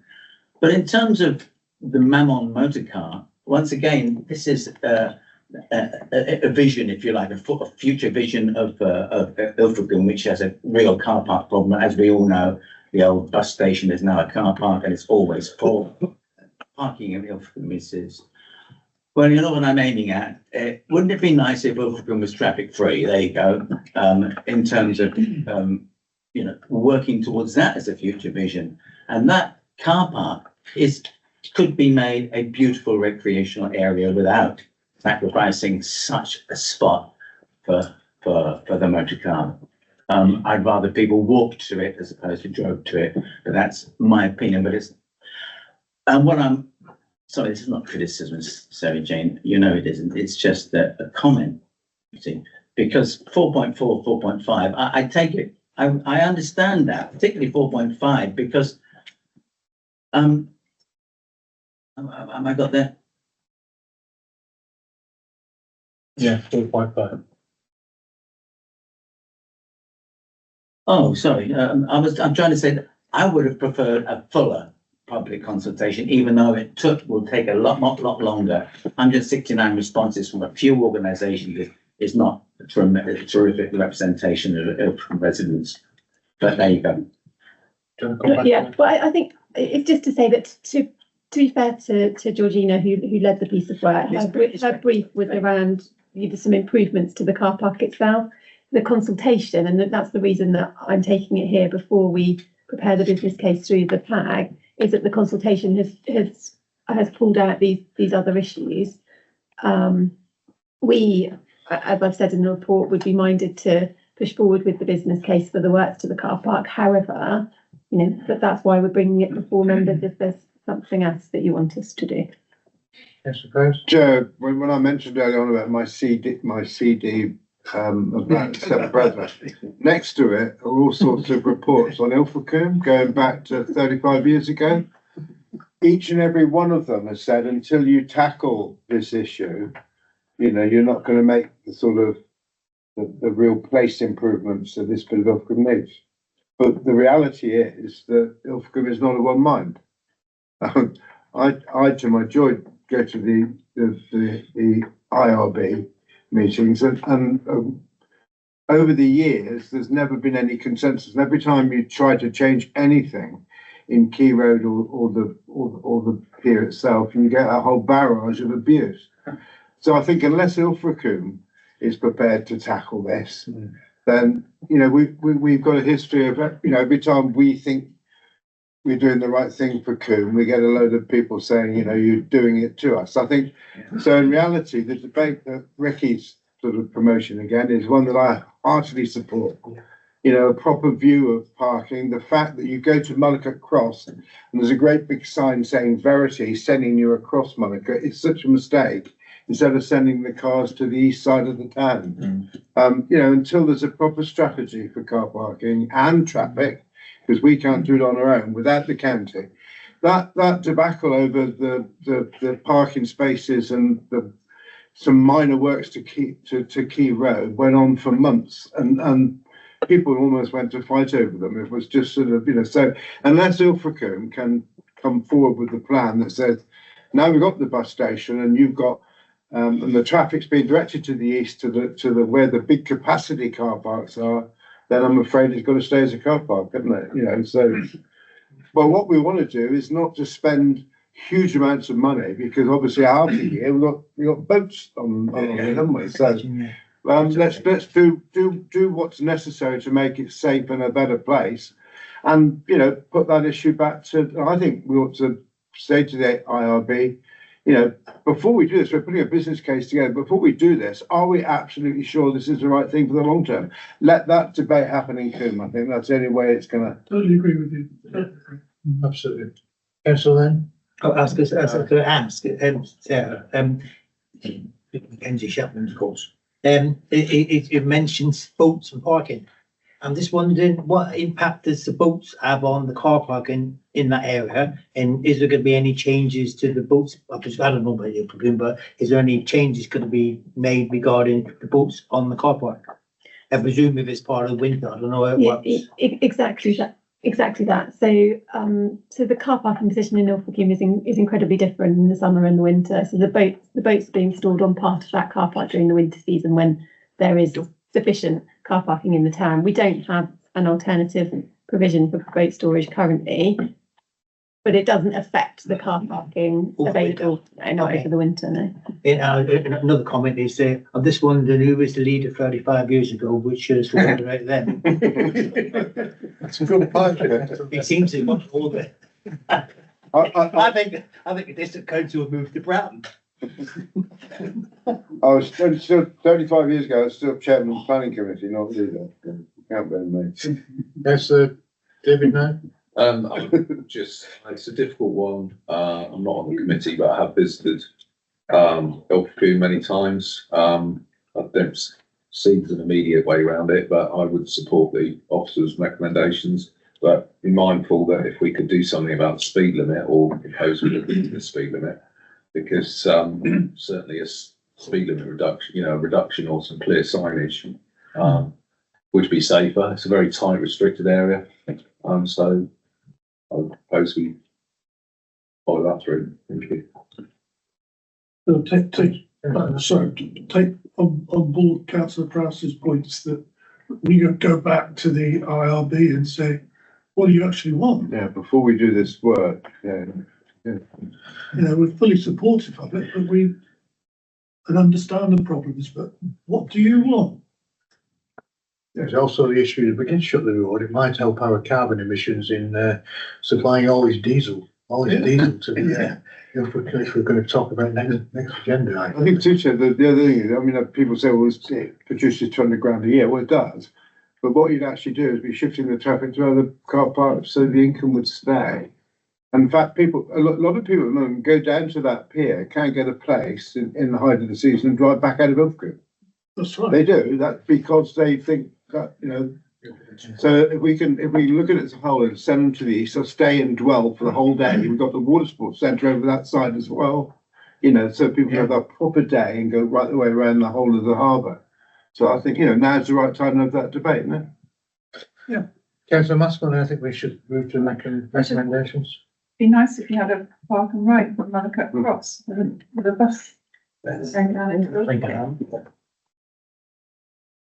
I think Councillor Powers is correct in what you said before about it's got to come from Ilfracombe Town Council or Ilfracombe Regeneration Board. They need to come up with some concrete proposals. You know, we cannot be the partly motherly figure who tell them how to behave. And it's got to come from there, and we can discuss it a future day. So the recommendations are 2.1. Somebody move the recommendations? Are you changing it if you're talking about going back? Are you changing it, Malcolm? If you're talking about. Are we changing it? I thought we were just. I just think that before we, you know, there's going to be a PAG bid, we're going to end up putting a chunk of money into the capital programme. Before that decision is made, I think we should understand where Ilfracombe is about the long-term future, don't we? Yeah. And there's some logic in doing that in that order, isn't there, rather than waiting to agree the money and then go back to them. Just come back again. Yeah, well, we'll have to come through in the capital programme anyway later on, won't it? If we agree to that. Not clear there. Yeah, in terms of the capital programmes, obviously the next process would be that a capital business case would come forwards for consideration, be scored, and then come forwards as part of either your next quarterly performance report, which will come to members in February as part of the budget. Now, whether that's enough time for that debate to take place at IRB, if not, then it may come forwards to a following quarterly performance report. So it will come forwards as a business case, but only once I've had discussion with the IRB and got the outcomes from that. Right. Following those outcomes, it may be a different route. You may then need to go out for further public consultation, because as Sarah Jane indicated, this consultation wasn't about pedestrianising the car park. This was around improvements to the car park, which then obviously brought out some of the pedestrianisation comments. So the outcomes from the IRB may change the next steps in terms of you may then need to go out for further public consultation to find out what the people of Ilfracombe want. Thanks, John. Do we need to change the recommendation though? Well, I suppose you're giving a steer that obviously officers continue to work up that business case, but alongside that, you're obviously giving a steer that you would like IRB to have that discussion, as alluded to by Councillor Adams. So you need to make a recommendation, bring both of those together. But we don't need to change the recommendation. We will include Yes, what we do we need to need change. Yeah, you need to keep 2.1, but then include a further recommendation that prior to that business case being completed, that the discussion takes place at the IRB around what they would like for the future use of that car park. Yeah, well cool. Did we get that down? Yes. Yeah. Just as a point of clarification, can it be IRB or another group? So just to give that flexibility. Yeah. Yeah. But the important thing is the Ilfracombe decision. Yeah. Are we all clear then on the recommendation? Yes, should we say? Okay. Yes, somebody move recommendation. Plus. You want to put a time period on that though, because it could be indefinite, can it? Well, I mean, the business case chair will obviously come forwards and be worked up in the meantime. But obviously it won't come forwards for scoring or approval until such time as the discussions with the wider stakeholders are taking place. So I think it's difficult to put a timeline exact on that because again, it needs to go initially to IRB. I don't know when the next IRB is, Jane. I don't know without looking. We will come to end regularly. There was every 6 weeks, so one as will. soon as practically possible. Chair, we've got a Harbour Board meeting tomorrow. And Daniel Turton sits on that, who also chairs the IRB. Right. So, I mean, we can put it, I mean, Oriana, you're coming tomorrow as well, aren't you? So Yes. if you remind me to do that tomorrow, then we'll put it to Daniel Turton and say there is a matter of urgency. Yeah. Yeah. Good. Okay, the recommendation will be moved. Recommendation plus. Councillor Prowse said, all those in favour? Nobody against? Thank you. Item 14. Carbon footprints. Is Donna? No.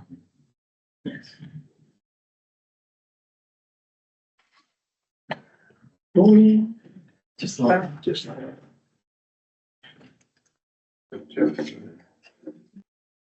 Ricky, were you going to introduce this? I wasn't going to. Well, I'll do it, but that's fine. You hadn't been here, would you? No, that's okay. I just wanted to check, sorry. I've What been, we said, Donna, I know you were here at the start, but if officers just got to give a very brief overview.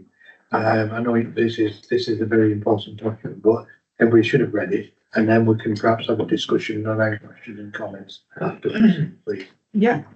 So this is the annual update of our carbon footprint. I think this is the second one that this particular committee has seen.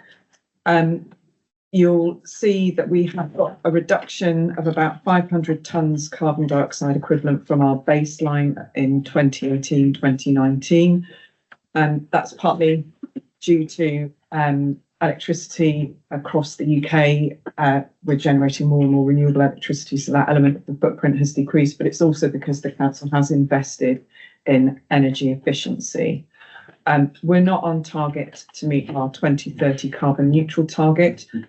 The main reasons: we've not been successful getting government funding to decarbonise our properties. We continue to pursue those funding opportunities, and the estates team, property team, are actually looking at that again. There's a funding window open at the moment, so we're continuing to do that. But as you'll appreciate, all of this funding is competitive, and not everybody wins.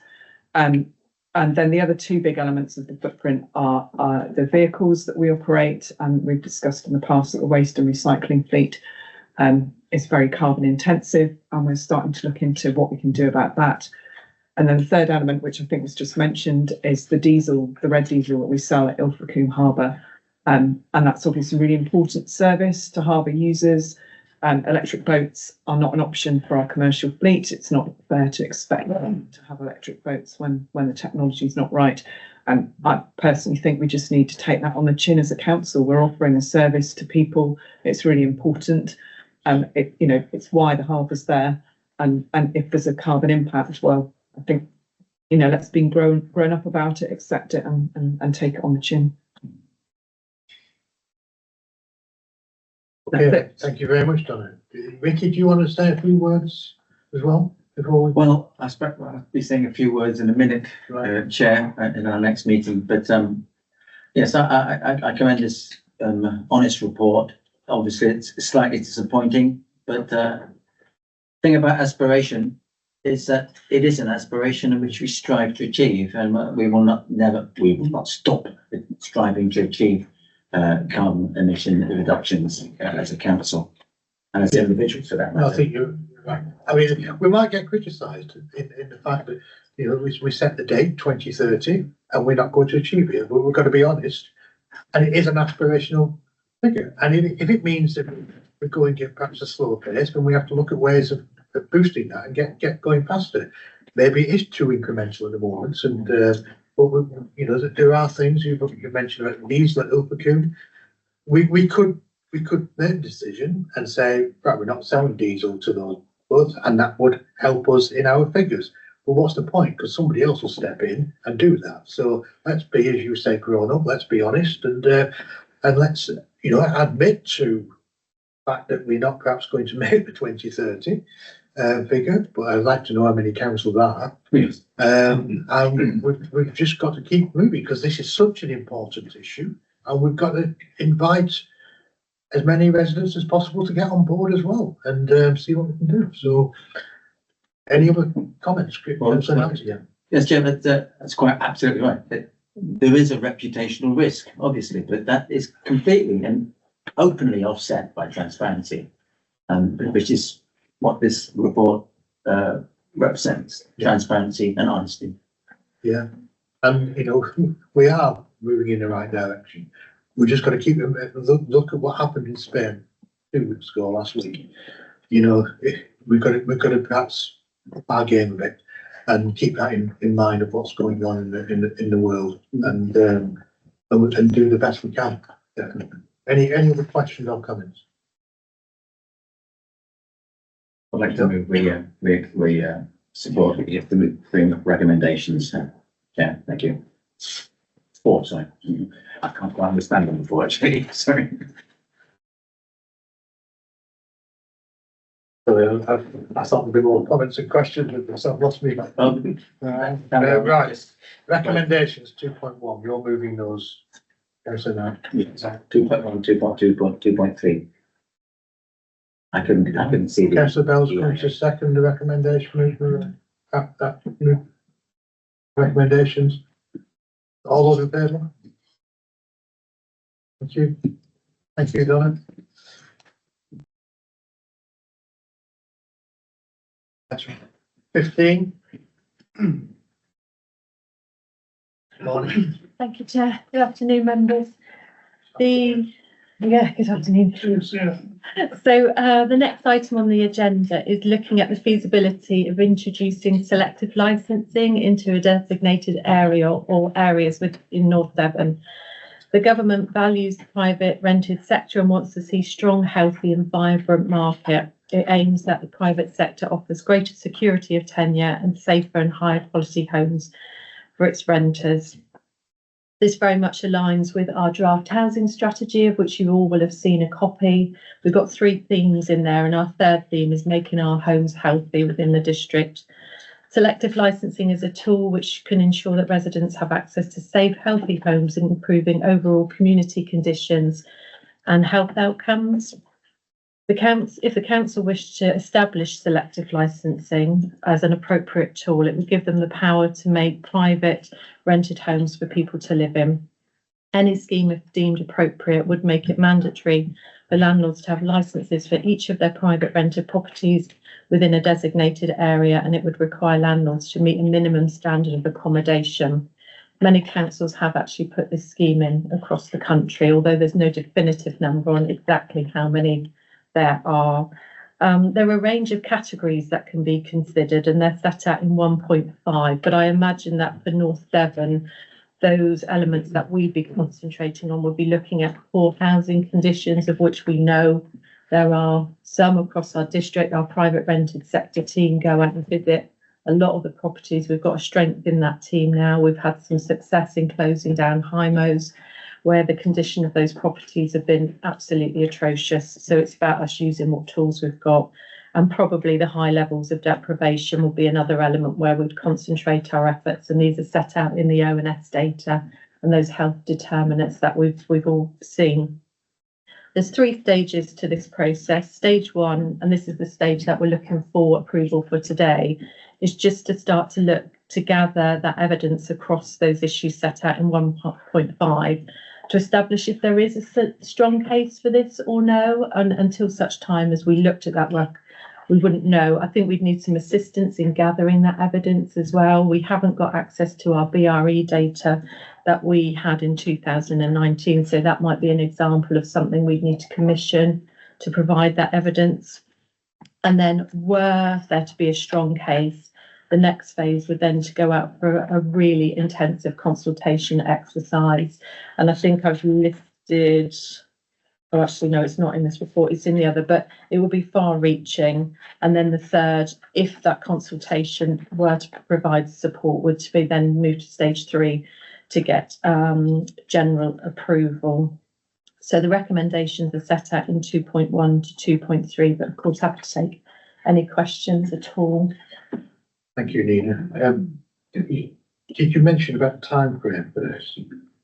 I haven't, there isn't a time frame, but because I think first of all, we need to establish what that evidence would need to look like, what those focus areas would need to be. I suspect, thinking with Christmas in between, we'd probably be looking, that first stage I would take us up to April next year, I would imagine, maybe a little bit longer, but that is one of those sort of just thoughts around what commissioning work normally looks like. There's a lot of data out there which we could establish ourselves. We've got ONS, we've got the health determinants, we'd speak to our partners, we'd be speaking to NHS, a wide range of our strategic partners as well, to establish whether there is a strong case for this or no. And I think it was also really important that we'd have early engagement with any landlords, because what I wouldn't want to do is not be open and honest as to the benefits of what this scheme may look like and get their input at an early stage as well. Councillor Bell and Councillor Wynne. Do I need to declare an interest because I actually rent out properties? If you're talking about selective licensing, could have an impact on me if I output all the different declaring interest or what? I would. And me, you're big on Bransbury. Yeah, I mean, but I mean, for transparency, I don't think it's a particularly, it isn't sort of particularly focused on anything, so yeah, so again, for transparency, Chair, and me then, if you'll declare it. You declare an interest. I have declared it because I think that's what I think I do. And councillor Perez as well. Does anybody else want to declare an interest on this? Is that okay? Yeah, I'll ask a couple of questions. Yeah, go on. You're talking about them selecting licensing and such like, but does the local authority know who got them rented properties in North Devon?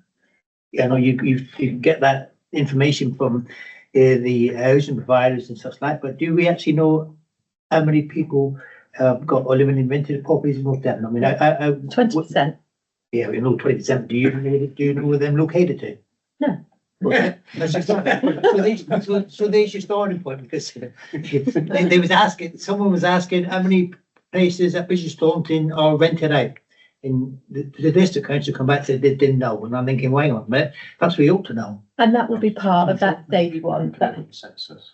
We can get some of that data from the census. Yeah, I think we need a broad, we're talking about housing and all that stuff. We need a broad church to know where we're going with it, because you don't know how many people are rented. You don't know, what, you've got houses, you've got flats, and all the rest of it. In some areas you may be talking about is where you're talking earlier, perhaps maybe Overcombe area, I don't know. But hello, which country am I in there? But I think we need all that information as well, because, when you're trying to select the areas, that is where you want to, and you may want to address it in different areas. You may want to address it in flats, right? Possibly. And I think, and that's what stage one would be. It will be absolutely that, because we don't know. What we do know is that we've got houses that are in poor condition. We know that we've got some extremely deprived areas. We may start this research, and actually the conditions aren't that bad, and we might do some spot checks. And during that time as well, our private rented sector team will continue to do the work. Now we've got a strengthened team in environmental health and housing. They're already out there. We've had 30 properties moved forward from the town council. We're looking at those. So we've got a strength there, which will start to build that sort of picture as well as to what is actually out there. And a lot of what we know, we think we're having anecdotal evidence that people aren't coming forward in terms of properties that aren't in good condition, because they're extremely worried about their situation and the landlord serving notice or selling those properties. So, and I'm sure there's some very, very good landlords, and I'm sure there's some landlords perhaps who maybe aren't so present. So that is the baseline that we would need to establish. Thank you very much.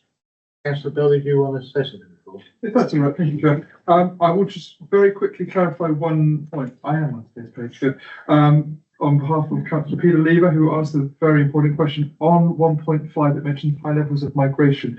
This is high levels of migration around the country. So it's like myself coming from Margate or Councillor Clayton, it is not necessarily the form of migration that causes so much drama and controversy. It's actually just people moving into the area from wherever.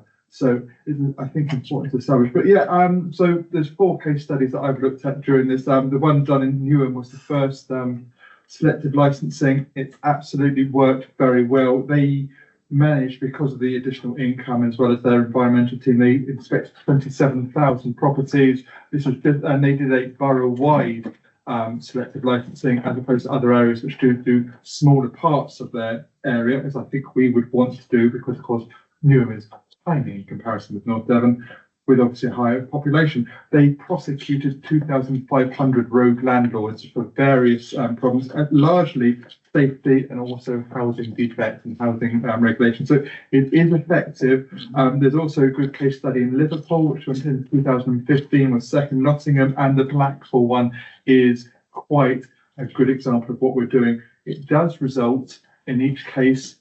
The case studies show better housing conditions, tenant protection, enhanced accountability across the sector, but also, whereas we know that there are some poor landlords, there are some excellent landlords, and those excellent landlords, their reputation and their profession is rather badly traduced by the fact that we have so many poorer landlords. And Yeah, there is a good amount of demonstrable community stabilisation and reduced antisocial behaviour. The one thing that I know will come up at some point, and I'm surprised it hasn't been mentioned yet, is there is always a question of rent increases. That happens in every single time where this is brought in. There is no evidence that rent increases because of this. Rent increases anyway in many cases. We've seen in Braunton, renters shot up in the last 24 months, and there's no indication of a selective licensing going in. You can expect the cost of the landlord to come around £10 per month, but the actual benefit when it's being done is really very beneficial, and I think we need to be supporting it as much as possible. I think that we will. Thank you, Councillor Bell. Councillor Muscle. Thank you. Is this a voluntary scheme for landlords? Is it compulsory? Yes. Origin. Making better homes. And they pay a monthly fee? There's a set fee from some of the case studies that we've looked at. It's over a 5-year period, and it's ranged from £750 up to £900 per year for the 5 years. for the course of those 5 years. So actually, when you work it out week on week, it's not a particularly expensive scheme. It becomes more expensive if you only sign up in year 4, because you still have to pay that flat rate for that period of time. Whilst I support the need to ensure that the most vulnerable people have decent housing, we've got a lot of, particularly in the sort of Braunton area, where landlords are now selling up because there's so much pressure on them from different things that have been brought in. Are you not slightly worried that this is just going to make the housing crisis worse? Because I think, the being a landlord is becoming less and less sort of desirable, really, isn't it? The pressure on you. And I'm not defending anyone, but we also live in an area where it is a lot easier to holiday let a property than it is to rent it out privately, I think. I know things are changing on both sides, but it just concerns me a little bit that we're just going to push more and more people to not want to do this or not want to provide housing for people. I suspect there will be some casualties from it, but I think what we're not saying today is that we're going to do it. What we're saying today is let's look at the feasibility of it. And it may be actually those risks come out and we do this piece of work and we go, actually, on balance, we think that risk is too great. We do believe, having spoken to our landlords, the good, the bad and the indifferent, that they're all going to sell up and it will become too risky. But if we don't look at the feasibility of it, we'll never know those answers. And I don't know the answer to that question at the moment because we haven't explored it. Yeah. Councillor Bell. Thank you. If I can just address that. So obviously I spent some time with the Housing Crisis Group for North Devon and Torridge. They do not have the members I've spoken to there, they do not have a concern on this.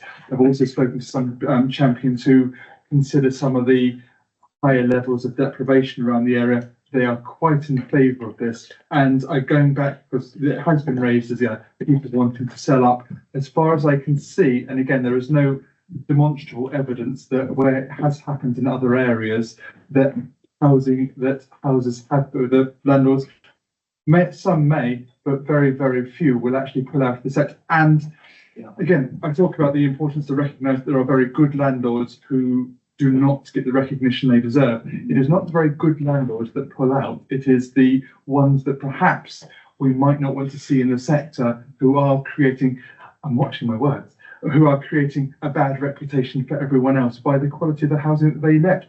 They may sell up, but losing a house in that poor condition that they do feel that they want to pay what is a couple of pounds a week is not. It is potentially it is a benefit to the people who then have to move into, if someone's put into temporary accommodation from a very poor standard, the temporary accommodations we've been speaking about in Harrogate last week is absolutely exceptional in many cases in North Devon. And we are trying to improve people's lives here. And yes, this is a way that we would improve people's lives, and it does seem to work. I mean, I can't see why North Devon would be any different to everywhere else where it has been implemented and that has been made to work so far. Yes, there will be problems, and it will be a very difficult thing to implement, but it will make a demonstrable improvement to people's lives. Yeah, with regards to the housing crisis, I think the housing crisis members are broadly. Thanks, Councillor. I mean, Nina did make the point that this is just the recommendation here. It's just to look into it. But I'm sure there'll be time for further discussion of this if we decide to move ahead with it. But I fail to see why we should be discussing all this now when the recommendation is just asking us to go for consultation and to look into it. I'll just take Councillor Lane and then we'll move to. I fully support what this lady has said.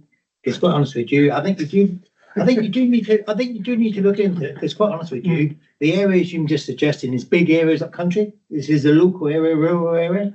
Quite honest with you, the reality is you say that the houses, people aren't reducing houses. They are reducing houses because the fact is they've now introduced second homes tax or into some of the more tax onto some of these properties.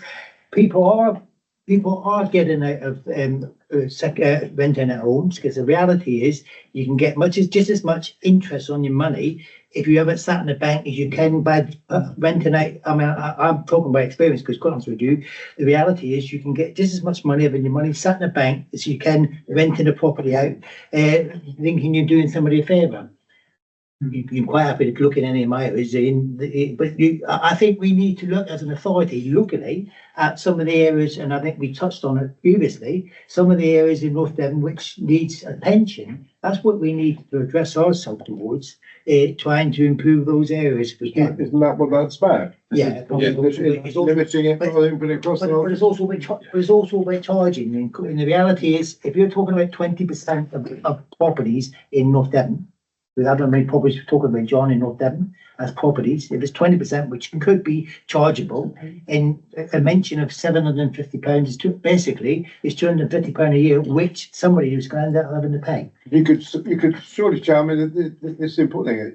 You can choose wards, you can choose towns, you can choose. Yeah. So we're not talking about the whole of North Devon. No, that's the purpose of it. So let them look at it. Councillor Brown, thank you. So the actual rules for where you can introduce selective licensing would realistically allow us to introduce it across the entire area, just areas where there is higher amounts of either, I go back to 1 point whatever, deprivation, and it has to be above a certain amount of properties being used. And I would just want to point out that yes, landlords are certainly pulling out of the market because the market has become more difficult for them for a number of reasons, but not because of selective licensing they're pulling out, because of course landlords are pulling out right now, and we are only discussing this today as an idea that we will move forwards and have further conversations about it. It's not right now that this isn't the reason that landlords are pulling out. This will, in theory, help support the sector quite effectively and will improve housing standards for tenants. Yeah. No, it's fine. Councillor Bell made the point. Councillor, now you're going to the I recommendation. totally support the recommendations. All those in favour of the recommendations? All those against? Abstentions? Okay, thank you. Last agenda item, John, I think, is the corporate plans. Yes, thank you very much. So this report covers three corporate strategies, namely the commercialisation strategy, the asset management strategy, and a draft housing strategy, which members have had discussions about informally after the last strategy and resources meeting. Members first approved the commercialisation strategy back in November 2020, and this report updates and refreshes that strategy in light of some of the significant projects that we've embarked on since 2020, namely the Future High Streets Fund and also the acquisition of Green Lane Shopping Centre. The strategy has alluded to those additional pieces of work that have taken place since 2020. In addition, and sitting alongside and complementing the commercialisation piece of work is the asset management strategy, because they're intrinsically linked. Those two key documents go hand in hand, to ensure we get the best use out of our existing asset base and also any new assets that we are looking to acquire in the near and long-term future. Housing is a fundamental key priority in our corporate plan. Underpinning this will be the new housing strategy, which we'll be shortly consulting on. This report provides an update on the work being carried out with members and the next stage in consideration for members to take. Firstly, the commercialisation strategy. Members who attended the first budget workshop recently are aware of our existing medium-term financial plan and our forecast budget gaps. They're shown in section 4.2 on page 234. I won't go into any detail around that because that's around the budget and our longer-term projections, and we're already having those discussions at the budget workshops. However, that clearly focuses the mind on us becoming more efficient within the services we currently provide and also becoming entrepreneurial in the way we deliver our services moving forwards, and therefore a more commercially minded council to generate additional income to go towards that revenue budget. Members, you took the first step in that new approach in 2021 with the acquisition of Green Lane Shopping Centre. That was a once-in-a-lifetime opportunity to acquire that strategic asset and complement the other significant regeneration improvements being delivered in the town centre through the Future High Streets Fund. The financial outcome for the Green Lane Shopping Centre is set out in section 4.5 and showed a positive net return to the authority. Moving forwards in terms of our budget, that will be discussed at the budget workshop, and obviously we will await the comprehensive spending review in the spring of 2025 around the future financial settlements and a multi-year settlement from government around local authority funding. However, one thing we need to be certain of is there will be some significant challenges moving forwards, and we need to ensure that we've got clear parameters and strong governance in place, and that's why these strategies are in front of you today. The commercialisation strategy sets those parameters, and the original 2020 document has been refreshed, and that's set out in Appendix A in your report, and section 4.9 sets those clear outcomes for that strategy. Secondly, the asset management strategy. We currently hold £143 million worth of assets in our balance sheets. A large portion of those are land and property related. It's important that we as a council continually review how we use those assets to ensure we're maximising their use and getting the best value out of existing assets, and also any future land and property holdings that we want to deliver our priorities as set out in the corporate plan. Therefore, sitting alongside the commercialisation strategy is the asset management strategy, and that's set out in Appendix B in your report. The fundamental basis for the asset management strategy is to maintain and improve our asset base, support service provision, maximise the value and performance of our estates, invest to save opportunities, and also invest to generate revenue and capital growth, and also to invest to promote other services and opportunities, whether for economic, social or environmental benefit. We need to ensure our staff are employing our management behaviours to actively seek out those opportunities outside of our day-to-day activities and look for those delivery mechanisms to achieve those goals. The asset management strategy has got 5 overarching objectives, and they're set out in section 4.16 of your report, and the detailed strategy is set out in Appendix B in your documents in front of you today. And then thirdly, the housing strategy. We had an informal discussion with members after the last strategy and resources meeting, where we touched on the draft housing strategy and the next steps in terms of a workshop with members to conclude that piece of work prior to going out for consultation. We're fully aware that obviously the new government coming in has got a focus now on delivery of more housing, and we also recognise the challenges we have in the North Devon housing market, where the insufficiency of supply has caused house prices and rents to increase substantially, resulting in more people being unable to afford a home and more people being made homeless. So therefore, moving forwards, we need to have a strategy that addresses some of those challenges that we face. Members will already be aware of the work that Devon authorities carried out when they came together and commissioned through the University of Exeter to hold a Devon Housing Commission, which was led by Lord Best, to examine the local housing market and make recommendations. That report and those recommendations have influenced the housing strategy that's been drafted, and that will be included in the piece of work moving forwards. The draft housing strategy has been based around 3 themes. 1 is around preventing homelessness, 2 around providing new housing supply, and thirdly, making homes healthy, all of which we've done so far and what more we can do moving forwards. The initial draft has been shared with all members for feedback, and there's a planned housing strategy workshop at the end of this month to finalise that draft prior to going out for consultation.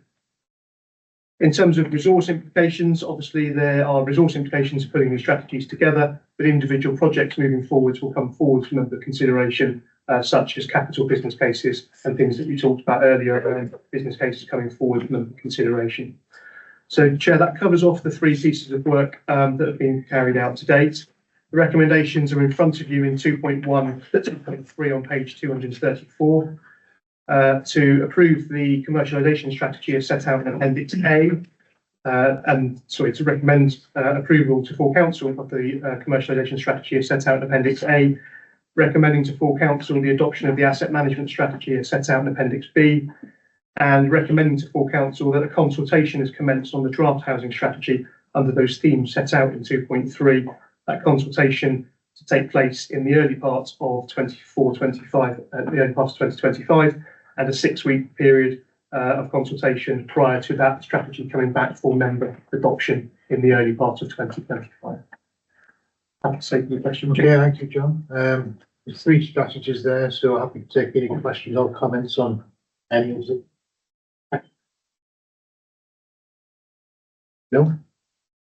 Can we move the recommendation? Recommendations, 2 points. 1 to 3 have been moved, seconded by Councillor David Knight. All in favour? Thank you very much, members. I used to go last sometimes. It is.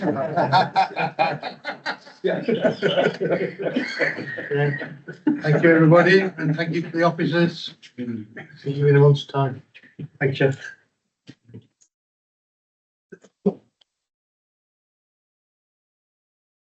Yeah, no. Don't know now, but